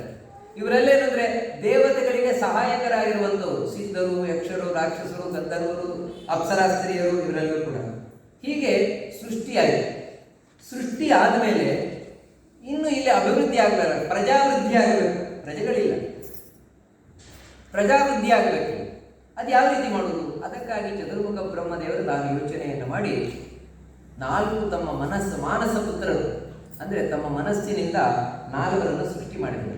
ಅವರೇ ಸನಕ, ಸನಂದನ, ಸನತ್ಸುಜಾತ, ಸನತ್ಕುಮಾರ ಅಂತ ಸನಕಾದಿಗಳು. ಇವರನ್ನು ಸೃಷ್ಟಿ ಮಾಡಿ ಹೋಗಿ ನೀವು ಪ್ರಜಾವೃದ್ಧಿಯನ್ನು ಮಾಡಿ, ಯಾಕಂದರೆ ಜಗತ್ತಿದೆ, ಜಗತ್ತಿನಲ್ಲಿ ಜನ ಇಲ್ಲ, ನೀವು ಪ್ರಜಾವೃದ್ಧಿ ಮಾಡಿದರೆ ಚತುರ್ಮುಖ ಬ್ರಹ್ಮದೇವರು ಕಳಿಸ್ಕೊಟ್ರೆ ನಾವು ಮಾಡಲ್ಲ. ನಾವು ಈ ಸಂಸಾರದಲ್ಲಿ ಸಿಲುಕುವುದೇ ಇಲ್ಲ, ನಾವು ಭಗವಂತನನ್ನು ಆರಾಧನೆ ಮಾಡ್ತಾ ನಿಶ್ಚಿಂತೆಯಿಂದಿರ್ತೇವೆ ಅಂತೇಳಿ ಆ ಸನಕಾದಿ 4 ಹೊರಟೇ ಹೋದ್ರಂತೆ. ಚತುರ್ಮುಖ ಬ್ರಹ್ಮದೇವರಿಗೆ ಸಿಟ್ಟು ಬಂದಂತೆ. ಅಲ್ಲ, ನನ್ನ ಮಕ್ಕಳೇ ನನ್ನ ಮಾತು ಕೇಳ್ತಾ ಇಲ್ವಲ್ಲ, ನನ್ನ ಮಾತನ್ನ ನನ್ನ ಮಕ್ಕಳೇ ಕೇಳ್ತಾ ಇಲ್ವಲ್ಲ ಅಂತ ಸಿಟ್ಟಿನಿಂದ ಯಾವಾಗ ಹುಬ್ಬು ಗಂಟಿಕ್ಕಿದಾಗ ಕ್ರೋಧ, ಆ ಕ್ರೋಧದಿಂದಾಗಿ ಹುಬ್ಬಿನ ಮಧ್ಯದಿಂದ ಬಂದವನೇ ರುದ್ರದೇವರು ಬಂದರಂತೆ. ಹುಬ್ಬಿನ ಮಧ್ಯದಿಂದಾಗಿ ಧ್ರಿಯಾನಿ ಗೃಹ್ಯಮಾಣೋಪಿ ಭುವೋರ್ ಮಧ್ಯಾತ್ ಪ್ರಜಾಪತೆ ಸದ್ಯೋ ಜಾಯತ ತನ್ಮನ್ಯು ಕುಮಾರೋ ನೀಲಲೋಹಿತ, ಕೂಡಲೇ ಬಂದ. ಸದ್ಯ, ಅದಕ್ಕೆ ಅವನಿಗೆ ಹೆಸರು ಸದ್ಯೋಜಾತ, ಕೂಡಲೇ ಹುಟ್ಟಿ ಬಂದವನು. ಸದ್ಯೋಜಾತಂ ಪ್ರಪದ್ಯಾಮಿ ಸದ್ಯೋಜಾತಾಯ ವೈ ನಮೋ ನಮಃ. ಅದೇ ಹೇಳುವಂತೆ ನೀಲಲೋಹಿತ. ನೀಲಲೋಹಿತ ಕೆಂಪು, ಅಂದರೆ ನೀಲಿಯಾದ ಕಣ್ಣುಳ್ಳವನು. ಸವೈರುರೋಗ ದೇವಾನ ಪೂರ್ವಜೋ ಭಗವಾನ್ ಭವ. ಆ ರುದ್ರದೇವರು ಹುಟ್ಟಿದ ಕೂಡಲೇ ಅಳ್ಳಿಗೆ ಶುರು ಮಾಡಿದ್ರು. ಯಾಕೆ ಅಂತ ಹೇಳಿದ್ರೆ, ನನಗೊಂದು ಹೆಸರು ಕೊಡು, ನನಗೊಂದು ಸ್ಥಾನ ಕೊಡು. ಯದರೋಧಿ ತದ್ರುದ್ರಸ್ಯ ರುದ್ರತ್ವಂ, ಯಜುರ್ವೇದ ಹೇಳ್ತದೆ. ಅದಕ್ಕಾಗಿ ಚತುರ್ಮುಖ ಬ್ರಹ್ಮದೇವರು ಹೇಳಿದ್ರು, ನಿನಗೆ ರುದ್ರ ಅಂತಾನೆ ನಾನು ನಾಮ ಹೆಸರು ಕೊಟ್ಟಿದ್ದೇನೆ. ಒಂದರ್ಥ ಏನಂದ್ರೆ ಅಳ್ತಾ ಹುಟ್ಟಿದ್ರಿಂದ ರುದ್ರ ಅಂತ, ಅಷ್ಟೇ ಅರ್ಥ ಅಲ್ಲ. ಮತ್ತೆ ರುಜಂ ದ್ರಾವಯತೆ, ರೋಗವನ್ನು ಪರಿಹಾರ ಮಾಡುವುದರಿಂದ ರುದ್ರ. ಈ ರೀತಿ ಅನೇಕ ಅರ್ಥಗಳಲ್ಲಿ ರುದ್ರ ಅಂತ ಪ್ರಸಿದ್ಧರಾಗಿರುವುದು. ನಂತರ ಆ ರುದ್ರದೇವರಿಗೆ ಹೇಳ್ತಾರೆ, ಚತುರ್ಮುಖ ಬ್ರಹ್ಮದೇವರು, ಹೋಗಿ ನೀವು ಸೃಷ್ಟಿಯ ವಿಸ್ತಾರವನ್ನು ಮಾಡಿ. ಆಯಿತು ಅಂತ ಈ ರುದ್ರದೇವರು ಬಂದರು. ಆ ರುದ್ರದೇವರಿಂದಾಗಿ ಸೃಷ್ಟಿಯಾಯಿತು. ಅದೇನಂದ್ರೆ ಭಯಂಕರವಾದ ಸೃಷ್ಟಿ, ಎಲ್ಲ ಭೂತ ಪ್ರೇತ ಪಿಶಾಚಿಗಳ ಗಣಗಳ ಸೃಷ್ಟಿ. ಅದರಿಂದಲೇ ಜಗತ್ತು ತುಂಬಲಿ ಶುರುವಾಯಿತು. ಇದು ಈ ರೀತಿ ಸಾಮದ ಶಕ್ತಿ ಹೆಚ್ಚಾಯಿತು ಅಂತ ಹೇಳಿದ್ರೆ ಜಗತ್ತು ಸೃಷ್ಟಿ ಆಗುವುದಕ್ಕಿಂತ ಮುಂಚೆಯೇ ಸಂಹಾರ ಆಗಬೇಕು ಅಂತೇಳಿ ಚತುರ್ಮುಖ ಬ್ರಹ್ಮದೇವರು ಶಿವನನ್ನು ಕರೆದು, ಸಾಕು ನಿನ್ನ ಸೃಷ್ಟಿ ಅಂತೇಳಿ. ಆಯ್ತು, ಶಿವ ಅಲ್ಲಿಗೆ ಸಾಕು ಅಂತೇಳಿ ತನ್ನ ಪಾಡಿಗೆ ತಾಗುತ್ತ. ಆಮೇಲೆ ಮರೀಚಿ, ಅತ್ರಿ, ವಸಿಷ್ಠ, ಈ ಸಪ್ತರ್ಷಿಗಳೇನಿದ್ದಾರೆ, ಸಪ್ತರ್ಷಿಗಳನ್ನು ಚತುರ್ಮುಖ ಬ್ರಹ್ಮದೇವರು ಸೃಷ್ಟಿ ಮಾಡಿದರು. ಅದು ಹೇಗೆ? ತಮ್ಮ ಒಂದೊಂದು ಅಂಗಗಳಿಂದ ಮರೀಚಿರತ್ರ್ಯಂಗಿರಸೋ ಪುಲಸ್ತ್ಯ ಪುನಃ ಕ್ರತು ಭೃಗುರು ವಸಿಷ್ಠೋ ದಕ್ಷಶ್ಚ ದಶಮಸ್ತತ್ರ ನಾರದ ಉತ್ಸಂಗಾತ್ ನಾರದೋ ಯಜ್ಞೆ. ಚತುರ್ಮುಖ ಬ್ರಹ್ಮನ ತೊಡೆಯಿಂದ ಬಂದವರು ನಾರದರು. ಅಂದ್ರೆ ನೋಡಿ, ಇಲ್ಲಿ ಹೆಣ್ಣು ಇಲ್ವೇ ಇಲ್ಲ, ಇಲ್ಲಿ ಹುಟ್ಟಿಸ್ಲಿಕ್ಕೆ ಹೆಣ್ಣಿನ ಅವಶ್ಯಕತೆ ಇಲ್ಲ. ಮತ್ತೆ ಚತುರ್ಮುಖ ಬ್ರಹ್ಮದೇವರು ತಾವೇ ಹುಟ್ಟಿಸ್ತಾ ಇದ್ದಾರೆ. ತಮ್ಮ ತೊಡೆಯಿಂದ ನಾರದರನ್ನು ಹುಟ್ಟಿಸಿದ್ರಂತೆ. ದಕ್ಷೋಂಗುಷ್ಟ, ದಕ್ಷ ಪ್ರಜಾಪತಿ, ಅದೇ ನಾವು ದಾಕ್ಷಾಯಿಣಿ ಕಥೆ ಕೇಳ್ತೇವೆ. ಆ ದಕ್ಷ ಪ್ರಜಾಪತಿ ಬ್ರಹ್ಮನ ಅಂಗುಷ್ಟದಿಂದ ಬಂದದ್ದು. ನಂತರ ಪ್ರಾಣಾತ್ ವಸಿಷ್ಠ, ಉಸಿರಾಟ ಮಾಡಬೇಕಾದ್ರೆ ವಸಿಷ್ಠರು ಬಂದರು. ಭೃಗುತ್ವಚಿ, ಭೃಗು ಮಹರ್ಷಿಗಳು ಇದು ಚರ್ಮದಿಂದ ಬಂದಂತೆ. ಇನ್ನು ಕರಾತ್ ಕ್ರತು, ಕ್ರತು ಇನ್ನೊಬ್ಬ ಋಷಿಗಳು ಕೈಯಿಂದ ಬಂದಂತೆ. ಇನ್ನು ನೆರಳಿನಿಂದಾಗಿ ಕರ್ದಮ ಪ್ರಜಾಪತಿ ಬಂದಂತೆ. ಈ ರೀತಿ ಚತುರ್ಮುಖ ಬ್ರಹ್ಮದೇವರ ಬೇರೆ ಬೇರೆ ಅವಯವಗಳಿಂದಾಗಿ ಬೇರೆ ಬೇರೆ ಋಷಿಗಳು ಬಂದರು. ಆ ಎಲ್ಲ ಋಷಿಗಳಿಗೂ ಕೂಡ ನೀವು ಸೃಷ್ಟಿಯ ವಿಸ್ತಾರವನ್ನು ಮಾಡಿ, ಯಾಕಂದ್ರೆ ಜಗತ್ತಿದೆ, ಜನ ಇಲ್ವಲ್ಲ, ಸೃಷ್ಟಿ ವಿಸ್ತಾರ ಮಾಡಿ ಅಂತ ಚತುರ್ಮುಖ ಬ್ರಹ್ಮದೇವರು ಹೇಳಿದರು. ಆಯಿತು ಅಂತ ಎಲ್ಲ ಋಷಿಗಳು ಹೋಗಿ ತಪಸ್ಸಿಗೆ ಕೂತು. ಜಗತ್ತಿನಲ್ಲಿ ಜನ ಇಲ್ಲ, ಪ್ರಜೆಗಳೇ ಇಲ್ಲ, ಹೀಗೆ ಬಿಟ್ಟರೆ ಆಗೋಲ್ಲ ಅಂತ ಹೇಳಿ ಆಗ ಚತುರ್ಮುಖ ಬ್ರಹ್ಮದೇವರು ತಾವು ಸ್ತ್ರೀ ರೂಪವನ್ನು ಧಾರಣೆ ಮಾಡಿ, ಸ್ತ್ರೀ ರೂಪ ಪುರುಷ ರೂಪ, ಆ ಸ್ತ್ರೀ ರೂಪವನ್ನು ಧಾರಣೆ ಮಾಡಿದಾಗ ಸ್ತ್ರೀ ರೂಪದಿಂದ ಒಬ್ಬಳು ಹೆಣ್ಣು ಬಂತು. ಅವಳೇ ಶತರೂಪ ಅಂತ ಮೊದಲ ಹೆಣ್ಣು. ನಂತರ ಚತುರ್ಮುಖ ಬ್ರಹ್ಮದೇವರ ಪುರುಷ ರೂಪದಿಂದಾಗಿ ಒಬ್ಬ ಗಂಡು ಬಂದ, ಅವನೇ ಸ್ವಯಂಭವಮನು. ಅಂದರೆ ನೋಡಿ, ಮನುಕುಲದ ಮೊದಲನೇ ಮನು ಸ್ವಯಂಭವಮನು, ಶತರೂಪ. ಇವರಿಬ್ಬರು ಮೊದಲ ಗಂಡು ಹೆಣ್ಣುಗಳು. ಚತುರ್ಮುಖ ಬ್ರಹ್ಮದೇವರು ಆ ಸ್ವಯಂಭವಮನುವಿಗೆ ಆದೇಶವನ್ನು ಮಾಡಿದರು, ನೀನು ಹೋಗಿ ನೀವಿಬ್ಬರು ಮೈಥುನದಿಂದ ಅಂತ ಹೇಳಿದ್ರೆ ಹೆಣ್ಣು ಗಂಡು ಕೂಡುವ, ಗಂಡು ಹೆಣ್ಣುಗಳು ಕೂಡುವ ಮೂಲಕ ಪ್ರಜಾವೃದ್ಧಿಯನ್ನು ಮಾಡಿ. ವಿಷ್ಣು ಪುರಾಣ ಹೇಳ್ತದೆ, ಅಲ್ಲಿಯ ತನಕ ಗಂಡು ಹೆಣ್ಣು ಒಟ್ಟಿಗೆ ಕೂಡಿ ಸೃಷ್ಟಿಯಾಗುವುದು ಅಂತಿರ್ಲಿಲ್ವಂತೆ. ಮತ್ತೇನಂತ ಹೇಳಿದ್ರೆ ಗಂಡಸರು ತಾವೇ ಇಚ್ಛೆ ಬಂದಾಗ ತಮ್ಮ ತಪಶಕ್ತಿಯಿಂದಲೇ ಸೃಷ್ಟಿ ಮಾಡ್ತಾ ಇದ್ದಾರೆ. ಆದರೆ ಈ ರೀತಿ ಸೃಷ್ಟಿ ಮಾಡಿಕೊಂಡು ಹೋದರೆ ಪ್ರಜಾವೃದ್ಧಿ ಆಗೋಲ್ಲ ಅಂತ ಹೇಳಿಸಿ ಮೈಥುನ ಗಂಡು ಹೆಣ್ಣು ಕೂಡಿಕೊಂಡು ಸೃಷ್ಟಿಯಾಗುವುದು ಅಂತ ಆಮೇಲೆ ಚತುರ್ಮುಖ ಬ್ರಹ್ಮದೇವರು ಸ್ವಯಂಭೂಮನು ಚತುರ್ಮುಖವನ್ನು ಸೃಷ್ಟಿ ಮಾಡಿದರು. ಯಾವಾಗ ಪ್ರಜಾವೃದ್ಧಿ ಮಾಡಿಲ್ಲ ಆದೇಶವನ್ನು ಮಾಡಿದ ಸ್ವಯಂಭೂಮನುವಿಗೆ, ಶತರೂಪನಿಗೆ ಚತುರ್ಮುಖ ಬ್ರಹ್ಮದೇವರು ಕೂಡಲೇ ಸ್ವಯಂಭೂಮನು ಹೇಳ್ತಾನೆ, ಸ್ವಾಮಿ ಹೇಗೆ ನಾನು ಸೃಷ್ಟಿ ಮಾಡೋಣ? ಯಾಕಂದರೆ ಜಗತ್ತು ಮುಳುಗಿ ಹೋಗ್ತಾ ಇದೆ, ಕುಸಿತಾ ಇದೆ, ತನ್ನ ಕಕ್ಷೆಯಿಂದ ಕುಸಿತಾ ಇದೆ, ನೀನು ರಕ್ಷಣೆ ಮಾಡಬೇಕು. ಚತುರ್ಮುಖ ಬ್ರಹ್ಮದೇವರಿಗೆ ಏನು ಮಾಡಬೇಕು ಗೊತ್ತಾಗಲಿಲ್ಲ. ಏನು ಮಾಡೋಣ ಅಂತ ಭಗವಂತನನ್ನು ಧ್ಯಾನ ಮಾಡಬೇಕಾದ್ರೆ ಚತುರ್ಮುಖ ಬ್ರಹ್ಮನ ಮೂಗಿನಿಂದಾಗಿ ಒಂದು ಸಣ್ಣ ಹಂದಿ ಬಂತು. ಸಣ್ಣ ಹಂದಿ ನೋಡ್ತಾ ನೋಡ್ತಾ ನೋಡ್ತಾ ಇದ್ದಾಗ ದೊಡ್ಡ ರೂಪ ತಾಳಿದಂತೆ. ಅದೇ ವರಾಹನಾಗಿ ಭಗವಂತ ಬಂದರು. ಆ ವರಾಹ ರೂಪದಿಂದ ಭಗವಂತ ಬಂದು ಕುಸಿತಾ ಇದ್ದಂತಹ ಭೂಮಿಯನ್ನ ಮತ್ತೆ ಅದರ ಕಕ್ಷೆಯಲ್ಲಿ ನಿಲ್ಲಿಸಿದಂತೆ. ಆಗ ಅಲ್ಲಿ ಉಪದ್ರವ ಕೊಡ್ಲಿಕ್ಕೆ ಬಂದವನೇ ಹಿರಣ್ಯಾಕ್ಷ. ಆ ಹಿರಣ್ಯಾಕ್ಷ ಆದಿದೈತ್ಯನನ್ನು ಸಂಹಾರವನ್ನು ಮಾಡಿದ್ದಾನೆ ಭಗವಂತ. ಇದನ್ನ ಕೇಳ್ತಾ ಇರುವಂತಹ ವಿದುರ ತಾವು ಮೈತ್ರೇಯರ ಬಳಿ ಪ್ರಶ್ನೆಯನ್ನು ಮಾಡ್ತಾನೆ, ಆ ಹಿರಣ್ಯಾಕ್ಷ ಎಲ್ಲಿಂದ ಬಂದ, ಈ ಕಥೆಯನ್ನು ನನಗೆ ಹೇಳಬೇಕು. ಆಗ ಆ ವರಾಹ ಅವತಾರದ ಕಥೆಯನ್ನ ತಿಳಿಸಿಕೊಂಡು ಬರುತ್ತೆ. ಹಿಂದೆ ಸನಕಾದಿಗಳು ಭಗವಂತನ ದರ್ಶನ ಮಾಡಬೇಕು ಅಂತ ತಾವು ಎಣಿಸಿ ಭಗವಂತನ ಮನೆಯ ಬಾಗಿಲಿಗೆ ಹೋಗಿದ್ದಾರೆ. ಮನೆಯ ಬಾಗಿಲಿಗೆ ಹೋಗಿ ಆ ಭಗವಂತನನ್ನ ಸ್ತೋತ್ರ ಮಾಡ್ತಾ ತಾವು ನಿಂತಿದ್ದಾರೆ. ಅಂತಹ ಸಂದರ್ಭದಲ್ಲಿ ಒಳಗೆ ಹೋಗಬೇಕು ಅಂತ ತಾವು ಲೆಕ್ಕಾಚಾರ ಮಾಡಿದಾಗ ದ್ವಾರಪಾಲಕರು ತರೋದು, ಜಯ ಜಯ ತಾವು ತಡೆದಾಗ ಈ ಸನಕಾದಿಗಳಿಗೆ ಕೋಪ ಬಂತು. ನಾವು ಭಗವಂತನ ದರ್ಶನ ಮಾಡಲಿಕ್ಕೆ ಹೊರಟಾಗ ಇವರ ಅಡ್ಡ ತಡೆಯುವಂಥವ್ರು ಯಾರು, ಇವರು ಯಾರು, ನಮಗೂ ದೇವರಿಗೆ ಅಡ್ಡ ಬರ್ತಾ ಇರಬಹುದು ಅಂತ ಕೋಪದಿಂದಾಗಿ ತಾವು ಶಾಪವನ್ನು ಕೊಟ್ಟರು. ನೀವು ನಮಗೆ ಒಳಗೆ ಹೋಗ್ಲಿಕ್ಕೆ ತಡಿತಾ ಇರುವುದರಿಂದಾಗಿ ನೀವು ಮನುಷ್ಯ ಲೋಕದಲ್ಲಿ ಹುಟ್ಟಿ ಬನ್ನಿ ಅಂತ ಶಾಪವನ್ನು ಕೊಟ್ಟರು. ಇಷ್ಟು ಶಾಪವನ್ನು ಕೊಟ್ಟ ಮೇಲೆ ಅವರಿಗೆ ಪಶ್ಚಾತ್ತಾಪ, ಛೇ ನಾವೇನು ಕೆಲಸ ಮಾಡಿದ್ವಿ, ಭಗವಂತನ ಮನೆಯ ಬಾಗಿಲಿಗೆ ಬಂದು ಭಗವಂತನ ದ್ವಾರಪಾಲಕರಿಗೆ ನಾವು ಶಾಪ ಕೊಟ್ಟವಲ್ಲ, ಇದು ಎಷ್ಟು ಸರಿ ಅಂತ ನಾವು ಯೋಚನೆಯನ್ನು ಮಾಡ್ತೇವೆ. ದೇವರ ಮನೆ ಬಾಗಿಲಿಗೆ ಬಂದು ಕೋಪ ಬಿಡಲಿಲ್ವಲ್ಲ ಅಂತೇಳಿ ಅತ್ಯಂತ ದುಃಖ ಪಟ್ಟು ಅದಕ್ಕೆ ಸರಿಯಾಗಿ ಭಗವಂತ ಬಂದಂತೆ, ಬಾಗಿಲಿಗೆ ಬಂದಂತೆ. ಅಂದರೆ ಇಲ್ಲಿ ತಿಳ್ಕೊಳ್ಬೇಕಾದದ್ದು ಏನಂದರೆ, ವೈಕುಂಠದಲ್ಲಿ 7 ಬಾಗಿಲುಗಳು. ಆ 7 ಬಾಗಿಲಿನಲ್ಲಿ 6 ಬಾಗಿಲಿನ ತನಕ ಅಮುಕ್ತರು, ಮುಕ್ತಿಯಾಗದವರು ಹೋಗ್ತಾರೆ. ಆದರೆ 7ನೆಯ ಬಾಗಿಲೇನಿದೆ, 7ನೆಯ ಬಾಗಿಲನ್ನು ದಾಟಿ ಹೋಗುವವರು ಮುಕ್ತರು ಮಾತ್ರ, ಉಳಿದವರೆಲ್ಲ ಹೋಗ್ಲಿಕ್ಕಿಲ್ಲ. ಈ ಸನಕಾದಿಗಳೆಲ್ಲ ಇನ್ನೂ ಮುಕ್ತಿಯನ್ನು ಹೊಂದದವರು, ಇದೆಲ್ಲ ಮುಂದೆ ಗೊತ್ತಾಗುತ್ತೆ. ಅದಕ್ಕಾಗಿ ಅವರನ್ನು ತಡೆದರು. ಇದಕ್ಕೆ ಇನ್ನೊಂದು ಭಗವಂತನ ಇಚ್ಛೆಯೂ ಕೂಡ ಇತ್ತು. ಭಗವಂತ ಬಂದ ಕೂಡಲೇ ಸನಕಾದಿಗಳು ಕೈ ಜೋಡಿಸ್ತಾರೆ, ಸ್ವಾಮಿ ನಾವು ತುಂಬ ತಪ್ಪು ಮಾಡಿದ್ದೇವೆ, ನಿನ್ನ ಮನೆಯ ಬಾಗಿಲಿಗೆ ಬಂದು ನಿನ್ನ ದ್ವಾರಪಾಲಕರಿಗೆ ನಾವು ಶಾಪವನ್ನು ಕೊಟ್ಟಿದ್ದೇವೆ, ಅದಕ್ಕಾಗಿ ನಮ್ಮ ತಪ್ಪಿಗೆ ನಿನ್ನ ಶಿಕ್ಷೆಯನ್ನು ಕೊಡಬೇಕು, ಏನು ಶಿಕ್ಷೆಯನ್ನು ಕೊಟ್ಟು ನಾವು ಅನುಭವಿಸ್ಲಿಕ್ಕೆ ತಯಾರಿದ್ದೇವೆ ಅಂತ ಹೇಳಿ ಒಂದು ಪ್ರಾರ್ಥನೆಯನ್ನು ಮಾಡ್ತಾರೆ. ಕಾಮಂ ಪ್ರಜೇವ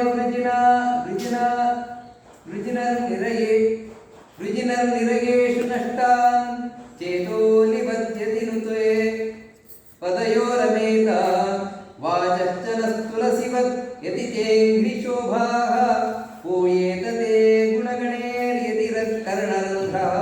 ಸ್ವಾಮಿ, ನಾವು ಎಂಥ ಜನ್ಮದಲ್ಲಿ ಬೇಕಾದರೂ ಬರಲಿಕ್ತಾ ಇದ್ದೇವೆ, ನರಿ ನಾಯಿ ಜನ್ಮದಲ್ಲಿ ಬೇಕಾದರೂ ಹುಟ್ಟಿಸು, ನಾವಿಲ್ಲ ಅಂತ ಹೇಳಲ್ಲ. ಆದರೆ ನಿನ್ನ ವಿಸ್ಮರಣೆಯನ್ನು ಮಾತ್ರ ಕೊಡಬೇಡ, ಯಾವುದೇ ಜನ್ಮದಲ್ಲಿ ಕೂಡ ನಿನ್ನನ್ನು ಮರೆಯುವಂತೆ ಮಾಡಬೇಡ.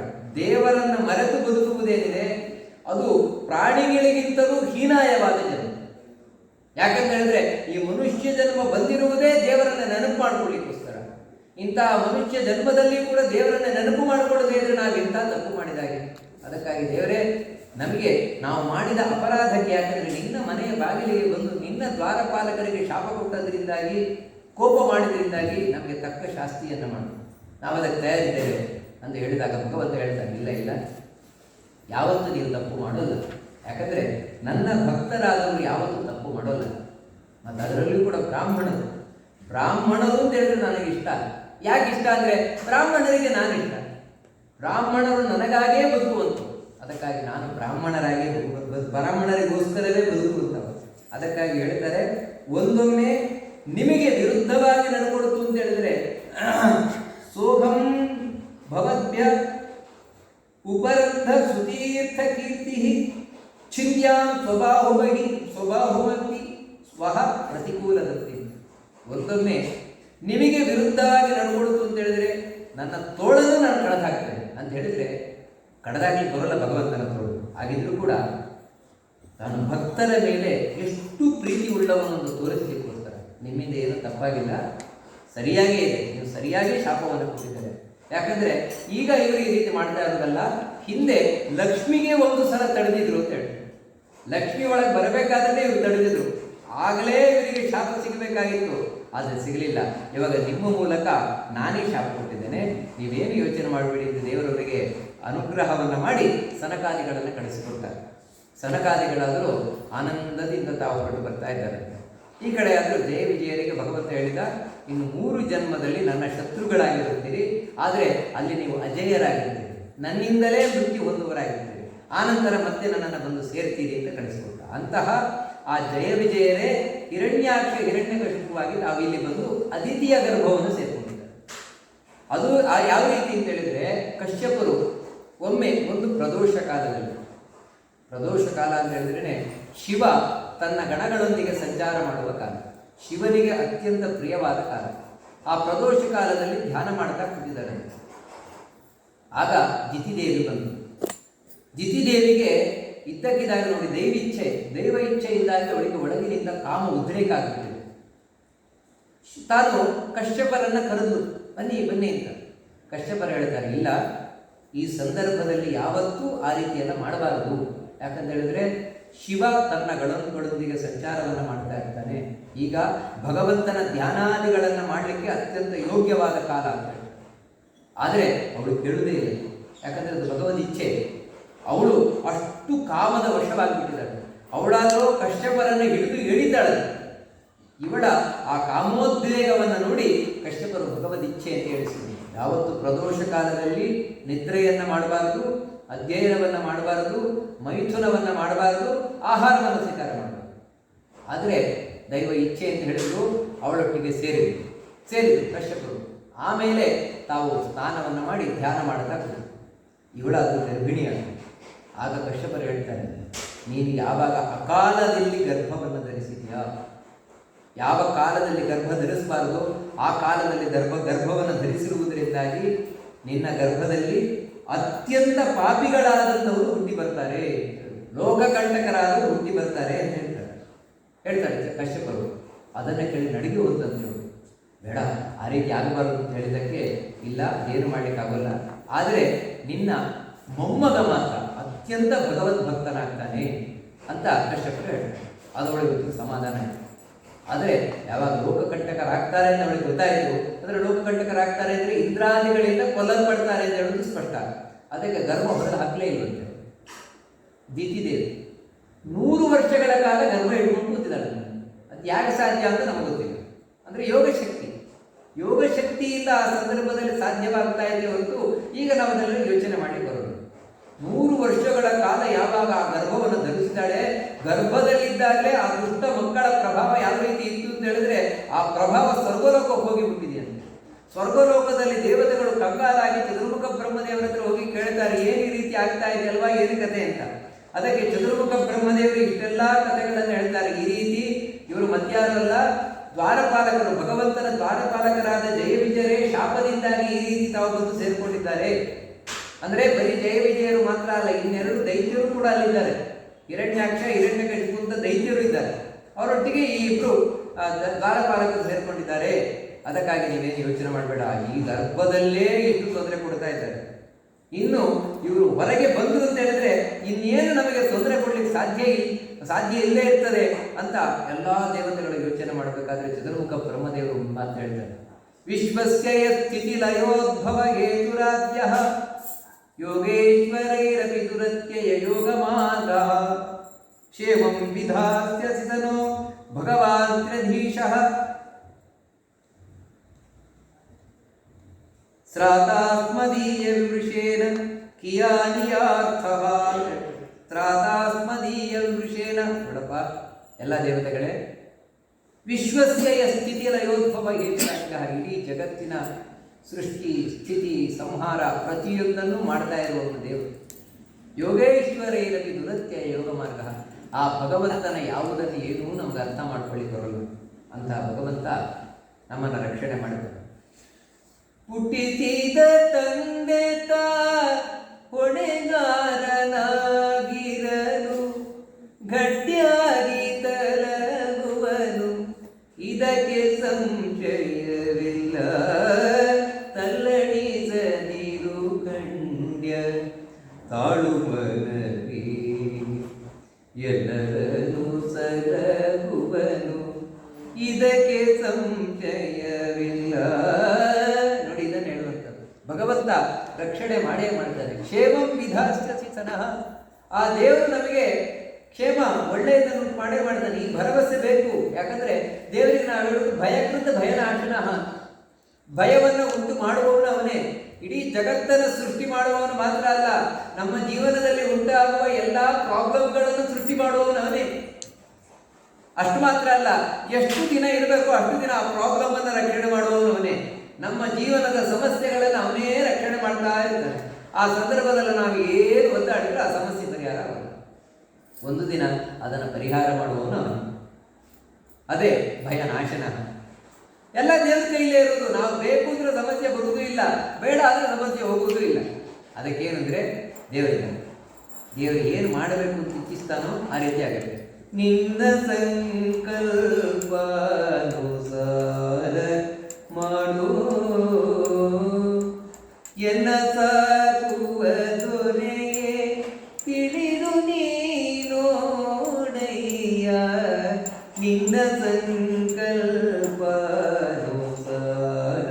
ಮಾಡು. ಇಷ್ಟೇ ಜೀವನದಲ್ಲಿ. ದೇವರೇ ನೀನು ಯಾವ ರೀತಿ ಇಚ್ಛಿಸಿದ್ಯಾ ಆ ರೀತಿ ಆಗಲಿ. ನಾವು ಇಚ್ಛಿಸಿದ ಏನಾಗ್ತದೆ ಅವನ ಅನಿಚಿತ್ತ ಸತ್ಯ. ಆ ರೀತಿ ಯೋಚಿಸ್ಬೇಕು. ಯಾಕಂತ ಹೇಳಿದ್ರೆ ತಾತಾಸ್ಮದೀಯ ಪುರುಷೇನ ಕಿಯಾನಿಯಾರ್ಥ. ನಾವು ಏನು ತಲೆ ಕೆಡಿಸ್ಕೊಂಡ್ರು ಏನಾಗುತ್ತೆ? ಸುಮ್ಮನೆ ತಲೆ ಕೆಡಿಸ್ಕೊಂಡು ಕೂತ್ಕೊಳ್ಳೋದಷ್ಟೇ ನಾವು. ಅಯ್ಯೋ ಹಾಗಾಗಬೇಕು, ಹೀಗಾಗಬೇಕು, ಹಾಗಾಗಲಿಲ್ಲ, ಹೀಗಾಗಲಿಲ್ಲ, ಏನಾಗುತ್ತೆ ಏನೋ ನಾವು ಎಷ್ಟು ತಲೆ ಬಿಸಿ ಮಾಡಿಕೊಂಡ್ರೆ ಏನಾಗುತ್ತೆ? ಏನಿಲ್ಲ.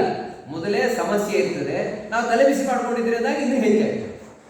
ಬಿಟ್ಬಿಡ್ಬೇಕು. ದೇವರ ಮೇಲೆ ಭಾರ ಹಾಕೋದಿದ್ರು ನೋಡಿ ಅಷ್ಟೇ.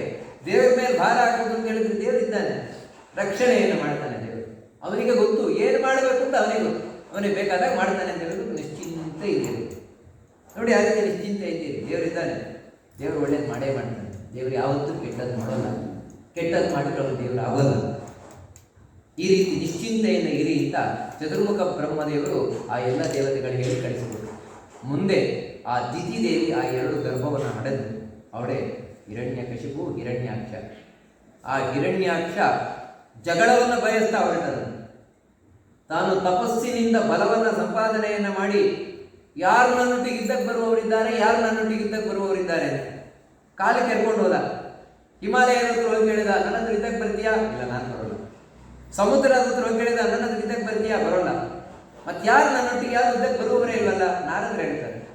ನೋಡಿ, ನಿನ್ನೊಟ್ಟಿಗೆ ಯುದ್ಧಕ್ಕೆ ಬರಬೇಕು ಅಂತ ಹೇಳಿದ್ರೆ ಒಬ್ಬನೇ ವಿಷ್ಣು ಮಾತ್ರ. ಆ ವಿಷ್ಣುವನ್ನು ನಾನು ಎಲ್ಲಿ ಹುಡುಕ್ಲಿಕ್ಕೆ ಹೋಗೋಣ? ಅದಕ್ಕೆ ಒಂದು ಕೆಲಸ ಮಾಡು, ಅವನ ಹೆಂಡತಿ ತಟ್ಟೆ ಹೋದರೆ ಅವನು ಬಂದೇ ಬರ್ತಾನೆ. ಅದಕ್ಕೆ ಹೇಳಿದ್ರೆ ಅವನ ಹೆಂಡತಿ ಭೂದೇವಿ. ಅದಕ್ಕೆ ಭೂಮಿ ಏನೇನು ಕಿರುಕುಳ ಕೊಡು, ಅದಕ್ಕಾಗಿ ಭೂಮಿಯನ್ನು ಕಕ್ಷೆಯನ್ನು ತಪ್ಪಿಸಿದ ಭಗವಂತ ವಿಷ್ಣು ಬರ್ತಾನೆ. ಆಗ ಭಗವಂತ ಮತ್ತೆ ತನ್ನ ವರಾಹ ರೂಪವನ್ನು ತಾಳಿ ಬಂದ. ವರಾಹ ರೂಪವನ್ನು ತಾಳಿ ಬಂದು ಆ ಹಿರಣ್ಯಾಕ್ಷನೊಂದಿಗೆ ಆಟ ಆಡಿದ. ಯಾಕಂದರೆ ಆ ಭಗವಂತನ ಅಚಿಂತ್ಯವಾದ ಶಕ್ತಿಯ ಮುಂದೆ ಹಿರಣ್ಯಾಕ್ಷನ ಶಕ್ತಿ ಏನಿದೆ. ಆದರೆ ಆ ಹಿರಣ್ಯಾಕ್ಷನ ಶಕ್ತಿಯ ಪರಿಚಯ ಜಗತ್ತಿಗೆ ಆಗಬೇಕಲ್ವ? ಅದಕ್ಕೋಸ್ಕರ ಅವನೊಟ್ಟಿಗೆ ಹೋರಾಟವನ್ನು ಮಾಡಿ ಇದೇ ಮುಸ್ಸಂಜೆ ಸಮೀಪಿಸ್ತಾ ಇದೆ ಎಂದಾಗಬೇಕಾದ್ರೆ ಆ ಹಿರಣ್ಯಾಕ್ಷನನ್ನು ಸಂಹರಿಸಿದ ಭಗವಂತ. ಎಲ್ಲ ದೇವತೆಗಳು ಆ ಹಿರಣ್ಯಾಕ್ಷನನ್ನು ಸಂಹರಿಸಿದಂತಹ ವರಾಹರೂಪಿ ಭಗವಂತನ ಸ್ತೋತ್ರ ಮಾಡ್ತಾರೆ. ಯಾಕೆ ವರಾಹನನ್ನು ನಾವು ವಿಶೇಷವಾಗಿ ಸ್ತೋತ್ರ ಮಾಡಬೇಕು ಅಂತ ಹೇಳಿದ್ರೆ, ನಾವಿವತ್ತೇನು ಯಜ್ಞವನ್ನು ಮಾಡ್ತೇವೆ ಆ ಯಜ್ಞಕ್ಕೆ ಮೂಲ ಪುರುಷನೇ ವರಾಹ. ಅದಕ್ಕೆ ಅವನಿಗೆ ಹೆಸರು ಯಜ್ಞವರಾಹ. ಆ ಭಗವಂತನ ಯಜ್ಞವರಾಹನ ಏನು ಅಂದರೆ ಎರಡು ದಾಡಿ ಇದೆ. ಆ ದಾಡೆಯೇ ಅವನ ದಂತವೇ, ಹಲ್ಲುಗಳೇ ಸೃಕ್ಸ್ರುವ. ಯಜ್ಞದಲ್ಲಿ ಆಹುತಿ ಆಗ್ತಾರೆ, ಸ್ವಾಹ ಸ್ವಾಹ ಅಂತೆರಡು. ಆ ಸೃಕ್ಸ್ರುಗಳೇ ಅವನ ಎರಡು ದಾಡೆ. ನಂತರ ಆ ಭಗವಂತನ ಮೈಯಿಂದ ಬಂದ ರೋಮ ಏನಿದೆ ಅದೇ ದರ್ಬೆ. ಆ ಭಗವಂತನ ಮೈಯಿಂದ ಬಂದ ಏನು ಹನಿ ಇದೆ, ಆ ಬೆವರ ಹನಿ ಅದೇ ಎಳ್ಳಂತೆ. ಆ ಭಗವಂತನ 4 ಕಾಲುಗಳೇನಿದೆ ಅದೇ ಯಜ್ಞ ಮಂಟಪ ಅಂತ. ಈ ರೀತಿ ಆ ಯಜ್ಞಕ್ಕೆ ಬೇಕಾದ ಎಲ್ಲವೂ ಕೂಡ ವರಾಹರೂಪಿ ಭಗವಂತನಿಂದಲೇ ಸೃಷ್ಟಿಯಾಗಿದೆ. ಹೀಗೆ ಆ ವರಾಹರೂಪಿ ಭಗವಂತನಿಂದಾಗಿ ಯಜ್ಞದ ಸೃಷ್ಟಿಯಾಗಿದೆ. ಎರಡನೆಯದ್ದೇನು ಅಂತ ಹೇಳಿದ್ರೆ ಪಿತೃಕಾರ್ಯ. ಇವತ್ತೇನು ನಾವು ಪಿತೃಗಳ ಕಾರ್ಯವನ್ನು ಮಾಡ್ತೇವೆ, ಎಲ್ಲ ಪಿತೃ ಕಾರ್ಯಕ್ಕೆ ಮೂಲ ಪುರುಷರಾಗಿರುವವನೇ ವರಾಹರೂಪಿ. ಇದನ್ನು ಮಹಾಭಾರತ ಹೇಳ್ತದೆ. ಯಾಕೆ ಪಿಂಡದಲ್ಲಿ ಪಿತೃಗಳ ಆರಾಧನೆಯನ್ನು ಮಾಡ್ತೇವೆ? ಪಿಂಡ ಮಾಡ್ತೇವೆ, ಪಿಂಡ ಮಾಡಿ ನಮ್ಮ ತಂದೆ ಹೆಸರಿಡ್ತೇವೆ, ನೋಡ್ತೇವೆ. ಯಾಕೆ ಅವ್ರ ಪ್ರತಿಮೆಯನ್ನು ಮಾಡಿಬಿಡುವುದನ್ನು ಮಾಡಿಡುವುದಲ್ವ ಅಂದರೆ ಅದಕ್ಕೂ ಕಾರಣ ವರಾಹರೂಪಿ ಭಗವಂತ. ಆ ವರಾಹರೂಪಿ ಭಗವಂತ ಹಿರಣ್ಯಾಕ್ಷನನ್ನು ತಾನು ಸಂಹಾರವನ್ನು ಮಾಡಿದ್ದಾನೆ. ಸಂಹಾರ ಮಾಡಿದ್ರೆ ವರಾಹರೂಪ ಬೇರೆ ಬೇರೆ ಥರ ಆಗಿದೆ. ಒಂದು ಸಲ ಮಧ್ಯಾಹ್ನದ ವೇಳೆಯಲ್ಲಿ ಸಂಹಾರ ಮಾಡಿದ್ದಾನೆ. ತನ್ನ ಕೋರೆದಾಡೆಗೆ ಅಂಟಿಕೊಂಡಂತಹ ಮಣ್ಣೇನಿದೆ ಆ ಮಣ್ಣನ್ನೆಲ್ಲ ತೆಗೆದು ಉಂಡೆ ಮಾಡಿದಂತೆ. ಉಂಡೆ ಮಾಡಿ ಎಸೆದಂತೆ. ಅದು ದಕ್ಷಿಣ ದಿಕ್ಕಿಗೆ ಹೋಯ್ತು. ಆಗ ದಕ್ಷಿಣ ದಿಕ್ಕು ಅಂದರೆ ಪಿತೃಗಳ ದೇವತೆಗಳ ದಿಕ್ಕು. ಆ ಪಿತೃದೇವತೆಗಳು ಬಂದು ಪ್ರಾರ್ಥನೆ ಮಾಡಿಕೊಂಡು, ಸ್ವಾಮಿ ಇನ್ನು ಮುಂದೆ ನಮ್ಮ ಆರಾಧನೆ ಹೀಗೆ ಆಗಲಿ, ಪಿಂಡ ರೂಪದಲ್ಲಿ ಆಗಲಿ, ತಥಾಸ್ತು ಅಂತ ಹೇಳಿದ ವರಾಹ ರೂಪವಂತ.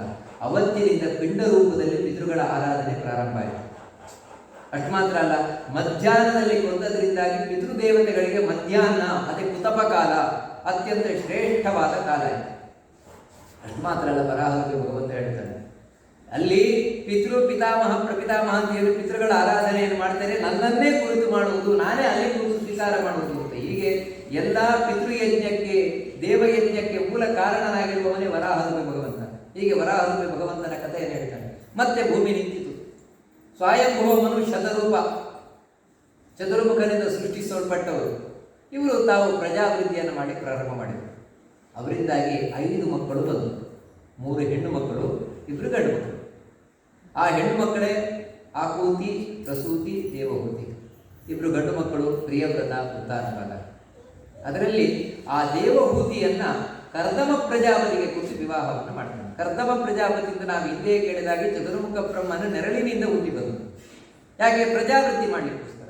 ಆ ಕರ್ದಮ ಪ್ರಜಾಪತಿಯಾದರೂ ತಾನು ಸರಸ್ವತಿ ನದಿಯ ತೀರದಲ್ಲಿ ತಪಸ್ಸು ಮಾಡಿಕೊಂಡು ಕೂತಿದ್ದಾರೆ. ಹೌದು, ಚತುರ್ಮುಖ ಬ್ರಹ್ಮದೇವರು ಕಳಿಸ್ಕೊಟ್ಟಿದ್ದಾರೆ ಪ್ರಜಾವೃದ್ಧಿಯನ್ನು ಮಾಡುವಂತ. ಅದೇ ಪ್ರಜಾವೃದ್ಧಿ ಮಾಡಬೇಕು ಅಂದ್ರೆ ನನಗೆ ಹೆಣ್ಣು ಬೇಕು, ನಾನೇ ಹೆಣ್ಣು ನೋಡ್ಲಿಕ್ಕೆ ಹೋಗಲ್ಲ, ದೇವರು ಕೊಡಬೇಕು, ಹೆಣ್ಣನ್ನು ದೇವರೇ ಕರುಣಿಸ್ಬೇಕು ಅಂತ ಹೇಳಿ ತಾವು ತಪಸ್ಸು ಮಾಡ್ತಾ ಕೂತಿದ್ದಾರೆ. ಆ ಭಗವಂತ ಚತುರ್ಮುಖ ಈ ಕರ್ದಮ ಪ್ರಜಾಪತಿಯ ತಪಸ್ಸಿಗೆ ಮೆಚ್ಚಿ ಪ್ರತ್ಯಕ್ಷನಾಗಿದ್ದಾನೆ. ನೋಡಿ, ಒಂದು ವಿಶೇಷವಾದ ರೂಪ, ಶುಕ್ಲ ರೂಪ ಅಂತ. ಶುಕ್ಲ ಎಂಬ ರೂಪದಿಂದ ದೇವರು ಪ್ರತ್ಯಕ್ಷನಾಗಿದ್ದಾನೆ. ಕರ್ದಮ ಪ್ರಜಾಪತಿಯ ತಪಸ್ಸನ್ನು ನೋಡಿ ಎಷ್ಟು ಖುಷಿಯಾಯಿತು ಭಗವಂತನಿಗೆ ಅಂದರೆ, ಭಗವಂತನ ಕಣ್ಣಿನಿಂದ ಆನಂದ ಬಾಷ್ಪ ಬಂದಿದೆ. ಬಂದು ಕೆಳಗೆ ಬಿದ್ದು ಒಂದು ಸರೋವರ ಆಗಿದೆ. ಇವತ್ತಿಗೂ ಇದೆ ಬಿಂದು ಸರೋವರ, ಅದೇ ಮಾತೃಗಯ ಅಂತ ಹೇಳ್ತಾರೆ. ಅಲ್ಲಿ ಬಿಂದು ಸರೋವರ ಅಂದರೆ ಭಗವಂತನ ಆನಂದ ಬಾಷ್ಪ ಬಿದ್ದು ಆಗಿರುವ ಸರೋವರ. ಭಗವಂತ ಹೇಳ್ತಾನೆ ಕರ್ದಮ ಪ್ರಜಾಪತಿಗೆ, ನನಗೆ ಗೊತ್ತು ನೀನು ಯಾಕೋಸ್ಕರ ತಪಸ್ಸು ಮಾಡಿದೀಯ ಅಂತ. ಇನ್ನು ಕೆಲವೇ ದಿನಗಳಲ್ಲಿ ಸ್ವಯಂಭುವನು ತನ್ನ ಮಗಳ ದೇವಹೂತಿಯನ್ನು ಕರ್ಕೊಂಡು ಬಂದು ನಿನಗೆ ಕೊಟ್ಟು ಮದುವೆ ಮಾಡ್ತಾನೆ. ನಿಮ್ಮಿಬ್ಬರ ದಾಂಪತ್ಯದಿಂದಾಗಿ 9 ಹೆಣ್ಣು ಮಕ್ಕಳು ಬರ್ತಾರೆ. ಅವರಿಂದಾಗಿ ಮತ್ತೆ ಪ್ರಜಾವೃದ್ಧಿ ಆಗ್ತದೆ. 10ನೇಯವನಾಗಿ ನಾನೇ ಅವತಾರ ಮಾಡಿ ಬರ್ತೇನೆ ಅಂತ ಭಗವಂತ ಆ ಕರ್ದಮ ಪ್ರಜಾಪತಿಗೆ ಅನುಗ್ರಹವನ್ನು. ಈ ಕಡೆ ಆದರೂ ಸ್ವಯಂಭುವ ಮನುವಿನ ಮಗಳು ದೇವಹೂತಿ ನಾರದರಿಂದಾಗಿ ಕರ್ದಮ ಪ್ರಜಾಪತಿಗಳ ಬಗ್ಗೆ ಕೇಳಿ ತಿಳ್ಕೊಂಡು ಮನಸ್ಸಿನಿಂದ ಆ ಕರ್ದಮ ಪ್ರಜಾಪತಿಯನ್ನು ಬಯಸ್ತಾ ಇದ್ದಾರೆ. ಸ್ವಯಂಭುವಮನು ಆ ವಿಷಯವನ್ನು ತಿಳಿದು ತನ್ನ ಪತ್ನಿ ಶತರೂಪಳೊಂದಿಗೆ ಕರ್ದಮರ ಆಶ್ರಮಕ್ಕೆ ಬರ್ತಾರೆ. ಕರ್ದಮ ಪ್ರಜಾಪತಿಗಳ ಆಶ್ರಮಕ್ಕೆ ಬಂದು ಅವರ ಹತ್ರ ಪ್ರಾರ್ಥನೆಯನ್ನು ಮಾಡಿಕೊಂಡು ತನ್ನ ಮಗಳನ್ನು ಅವರಿಗೆ ಧಾರೆ ಎರೆದು ಕೊಡ್ತಾರೆ. ಕರ್ದಮ ಪ್ರಜಾಪತಿಗೆ ಧಾರೆ ಎರೆದು ಕೊಟ್ಟು ಮತ್ತೆ ಬೇಕಾದಷ್ಟು ಉಡುಗೊರೆಗಳನ್ನು ಕೊಟ್ಟು ಮಗಳನ್ನ ಅಳಿಯನನ್ನ ತಮ್ಮ ಬರಿಹಿಷ್ಪತಿ ನಗರ ಅದಕ್ಕೆ ಆಹ್ವಾನವನ್ನು ಮಾಡಿ ತಾವು ಹೊರಟು. ಆನಂತರ ಕರ್ದಮ ಪ್ರಜಾಪತಿ ಹಾಗೂ ದೇವಹೂತಿ ಇವರಿಬ್ಬರ ದಾಂಪತ್ಯ ಜೀವನ, ಅವರು ಯಾವ ರೀತಿ ದಾಂಪತ್ಯ ಜೀವನವನ್ನು ನಡೆಸಿದ್ರು, ಅದರಲ್ಲಿಯೂ ಕೂಡ ಆ ದೇವಹೂತಿ ಕರ್ದಮ ಪ್ರಜಾಪತಿಯ ಪತ್ನಿ ದೇವಹೂತಿ ಅವಳು ಯಾವ ರೀತಿ ಸಾಧ್ವಿ ಶಿರೋಮಣಿಯಾಗಿತ್ತು, ಇದನ್ನೆಲ್ಲ ಮುಂದೆ ಭಾಗವತ ತಿಳಿಸ್ಕೊಂಡು ಹೋಗ್ತದೆ. ಅದೇನಂತ ನಾವು ನಾಳೆ ನೋಡಲಿಕ್ಕಿರುವಂತಹ ಕಥೆ. ಅಂದರೆ ಮೊದಲನೆಯ ದಿನ ಈ ಕರ್ದಮ ಪ್ರಜಾಪತಿ ಹಾಗೂ ದೇವಹೂತಿಯ ವಿವಾಹ ಪರ್ಯಂತ ಮೊದಲನೆಯ ದಿನ ನಾವು ಕೇಳಬೇಕಾಗಿರುತ್ತದೆ. ನಾಳೆ ಮುಂದಿನ ಕಥಾಭಾಗ 5ನೇ ಸ್ಕಂದದ ತನಕ, ಅಂದರೆ ಒಂದೊಂದು ದಿನ ಇಷ್ಟಿಷ್ಟೇ ಕಥೆಗಳನ್ನು ಮಾಡಬೇಕು ಅಂತ ಸಪ್ತಾಹದಲ್ಲಿ ತಿಳಿಸ್ಕೊಂಡು ಹೋಗ್ತಾರೆ. ಆ ರೀತಿ ಇವತ್ತು 3ನೇ ಸ್ಕಂದದಲ್ಲಿ 23ನೇ ಅಧ್ಯಾಯದ ತನಕ ನಾವು ಕಥೆಯನ್ನು ನೋಡಿದ್ದೇವೆ. ನಿಜವಾಗಿ ಕೂಡ ಒಂದು ದಿನದ ನಮ್ಮ ತಪಸ್ಸು ಮುಗಿತಾ ಇದೆ. ಅಂದರೆ ಭಾಗವತ ಸಪ್ತಾಹ ಅಂತ ಹೇಳಿದ್ರೆ ಒಂದು ತಪಸ್ಸಿದ್ದಾಗಿದೆ. ಬೆಳಗಿನಿಂದ ಸಂಜೆಯ ತನಕ ಪ್ರತಿದಿನವೂ ನಮ್ಮ ದೇವರಿಗೋಸ್ಕರ ನಮ್ಮ ಜೀವನವನ್ನು ಮುಡುಪಾಗಿಡ್ಲಿಕ್ಕಾಗುವುದು. ಈ 7 ದಿನ ಆದರೂ ಎಲ್ಲ ತಾಪತ್ರಯವನ್ನು ಬಿಟ್ಟು ದೇವರಿಗೋಸ್ಕರ ಮುಡುಪಾಗಿಡೋಣ. ಆ ಕಾರಣದಿಂದಾಗಿ ನಾನು ಹೆಚ್ಚು ಸಮಯವನ್ನು ಭಾಗವತಕ್ಕೆ ಮೀಸಲಾಗಿಡಲಿಕ್ಕೆ ಪ್ರಯತ್ನವನ್ನು ಪಡ್ತಾ ಇದ್ದೇನೆ. ಯಾಕೋಸ್ಕರ ಅಂತ ಹೇಳಿದರೆ ಆದಷ್ಟು ಭಾಗವತದಲ್ಲಿ ತೊಡಗಬೇಕು ನಾವು. ಯಾಕಂದರೆ 7 ದಿನ 8 ದಿನ ಕೂತ್ಕೊಳ್ಳಿದ್ರೆ ಅದು ಕೂತ್ಕೊಳ್ಳಲ್ಲ. ಈ 7 ದಿನದಾದರೂ ಯಾಕಂದರೆ ಬಲಾತ್ಕಾರದಲ್ಲಾದರೂ ನಮ್ಮನ್ನು ನಾವು ತೊಡಗಿಸಿಕೊಳ್ಬೇಕು. ಆದರೆ ಅದರ ಪುಣ್ಯ ಮತ್ತೆ ಗೊತ್ತಾಗ್ತದೆ ನಮಗೆ, ಅದರ ಫಲ ಏನು ಮತ್ತೆ ಗೊತ್ತಾಗ್ತದೆ. ಹಾಗೆ ಆ ಭಗವಂತನ ಅನುಗ್ರಹದಿಂದಾಗಿ ಇವತ್ತು ಈ ಮೊದಲನೆಯ ದಿನ ನಾವೇನು ಭಾಗವತ ಕಥಾಶ್ರವಣವನ್ನು ಮಾಡಿದ್ದೇವೆ ಅದನ್ನು ಆ ಭಗವಂತನ ಅಂದರೆ ಆ ಶುಕಾಚಾರ್ಯರು ಅಂದರೆ ಮಹಾಲಿಂಗೇಶ್ವರ, ಆ ಶುಕಾಚಾರ್ಯರ ಅಂತರ್ಯಾಮಿಯಾದ ಅಂದರೆ ಮಹಾಲಿಂಗೇಶ್ವರನ ಅಂತರ್ಯಾಮಿಯಾದಂತಹ ಆ ವೇದವ್ಯಾಸ ದೇವರು ಹಾಗೆ ಆ ಕೃಷ್ಣದೇವರಿಗೆ ಅರ್ಪಣೆಯನ್ನು ಮಾಡೋಣ ಅಂತ ಹೇಳ್ತಾ ಮತ್ತೆ ನಾಳೆ, ಇವತ್ತು ಸ್ವಲ್ಪ ಪ್ರಾರಂಭದ ದಿನ ಇರೋದ್ರಿಂದಾಗಿ ಸ್ವಲ್ಪ ಹೆಚ್ಚು ಕಮ್ಮಿ ಆಗಿದೆ. ನಾಳೆ 8:15 ಗಂಟೆಗೆ ಸರಿಯಾಗಿ ಭಾಗವತ ಪ್ರವಚನವನ್ನು ಪ್ರಾರಂಭ ಮಾಡೋಣ. 8:15ರಿಂದ 10:15 ಆಮೇಲೆ 10:15ರಿಂದ 12 ಗಂಟೆ ತನಕ, ಆಮೇಲೆ ಮಧ್ಯಾಹ್ನ 2:15ರಿಂದ 4 ಗಂಟೆ ತನಕ, 4:15ರಿಂದ 6 ಗಂಟೆ ತನಕ. ಈ ರೀತಿ ನಾಳೆ ಇಷ್ಟು ಸಮಯದಲ್ಲಿ ಭಾಗವತವನ್ನು ಮತ್ತೆ ನಾವು ಚಿಂತನೆಯನ್ನು ಮಾಡೋಣ. ನಮ್ಮ 2ನೇ ದಿನದ ತಪಸ್ಸು ನಾಳೆ ಮಾಡೋಣ, ಚಿಂತನೆಯನ್ನು ಮಾಡೋಣ ಅಂತ ಹೇಳ್ತಾ ಇವತ್ತಿನ ಈ ಉಪನ್ಯಾಸವನ್ನು ಭಗವಂತನಿಗೆ ಅರ್ಪಣೆಯನ್ನು ಮಾಡೋಣ. ಯಸ್ಸರ್ವಗುಣ ಸಂಪೂರ್ಣ ಸರ್ವದೋಷ ವಿವರ್ಜಿತ ಪ್ರಿಯತಾಂ ಪ್ರೀತ ಏವಾಲಂ ವಿಷ್ಣುರ್ಮೇ ಪರಮಸ್ವರುತು ತಪಸ್ವಿನೋ ದಾನಪರ ಯಶಸ್ವಿನೋ ಮನಸ್ವಿನೋ ಮಂತ್ರವಿದಸ್ಸು ಮಂಗಲಾಃ ಶ್ರೀಮನ್ನ ವಿಂದಂತಿ ವಿನಾ ಯದರ್ಪಣಂ ತಸ್ಮೈ ಸುಭದ್ರಶ್ರವಸೇ ನಮೋ ನಮಃ. ಅಕ್ಷಯಂ ಕರ್ಮ ಯಸ್ಮಿನ್ ಪರೇ ಸ್ವರ್ಪಿತಂ ಪ್ರಕ್ಷಯಂ ಯಾತಿ ದುಃಖಾನಿ ಯನ್ನಾಮತಃ ಅಕ್ಷರೋ ಯೋಜರಃ ಸರ್ವದೈವಾಮೃತಃ ಕುಕ್ಷಿಗಂ ಯಸ್ಯ ವಿಶ್ವಂ ಸದಾ ಜಾತಿಕಂ ಪ್ರೀಣಯಾಮೋ ವಾಸುದೇವಂ ದೇವತಾ ಮಂಡಲ ಕಂಡಮಂಡಲಂ ಪ್ರೀಣಯಾಮೋ ವಾಸುದೇವಂ ಪ್ರೀಣಯಾಮೋ ವಾಸುದೇವಂ. ಈಗ ಪೂಜೆ ಆಗ್ತದೆ, ಬಳಿಕ ಮಂತ್ರಾಕ್ಷತೆ ಪ್ರಸಾದ ತಗೊಂಡಿರೋದು ಕೂಡ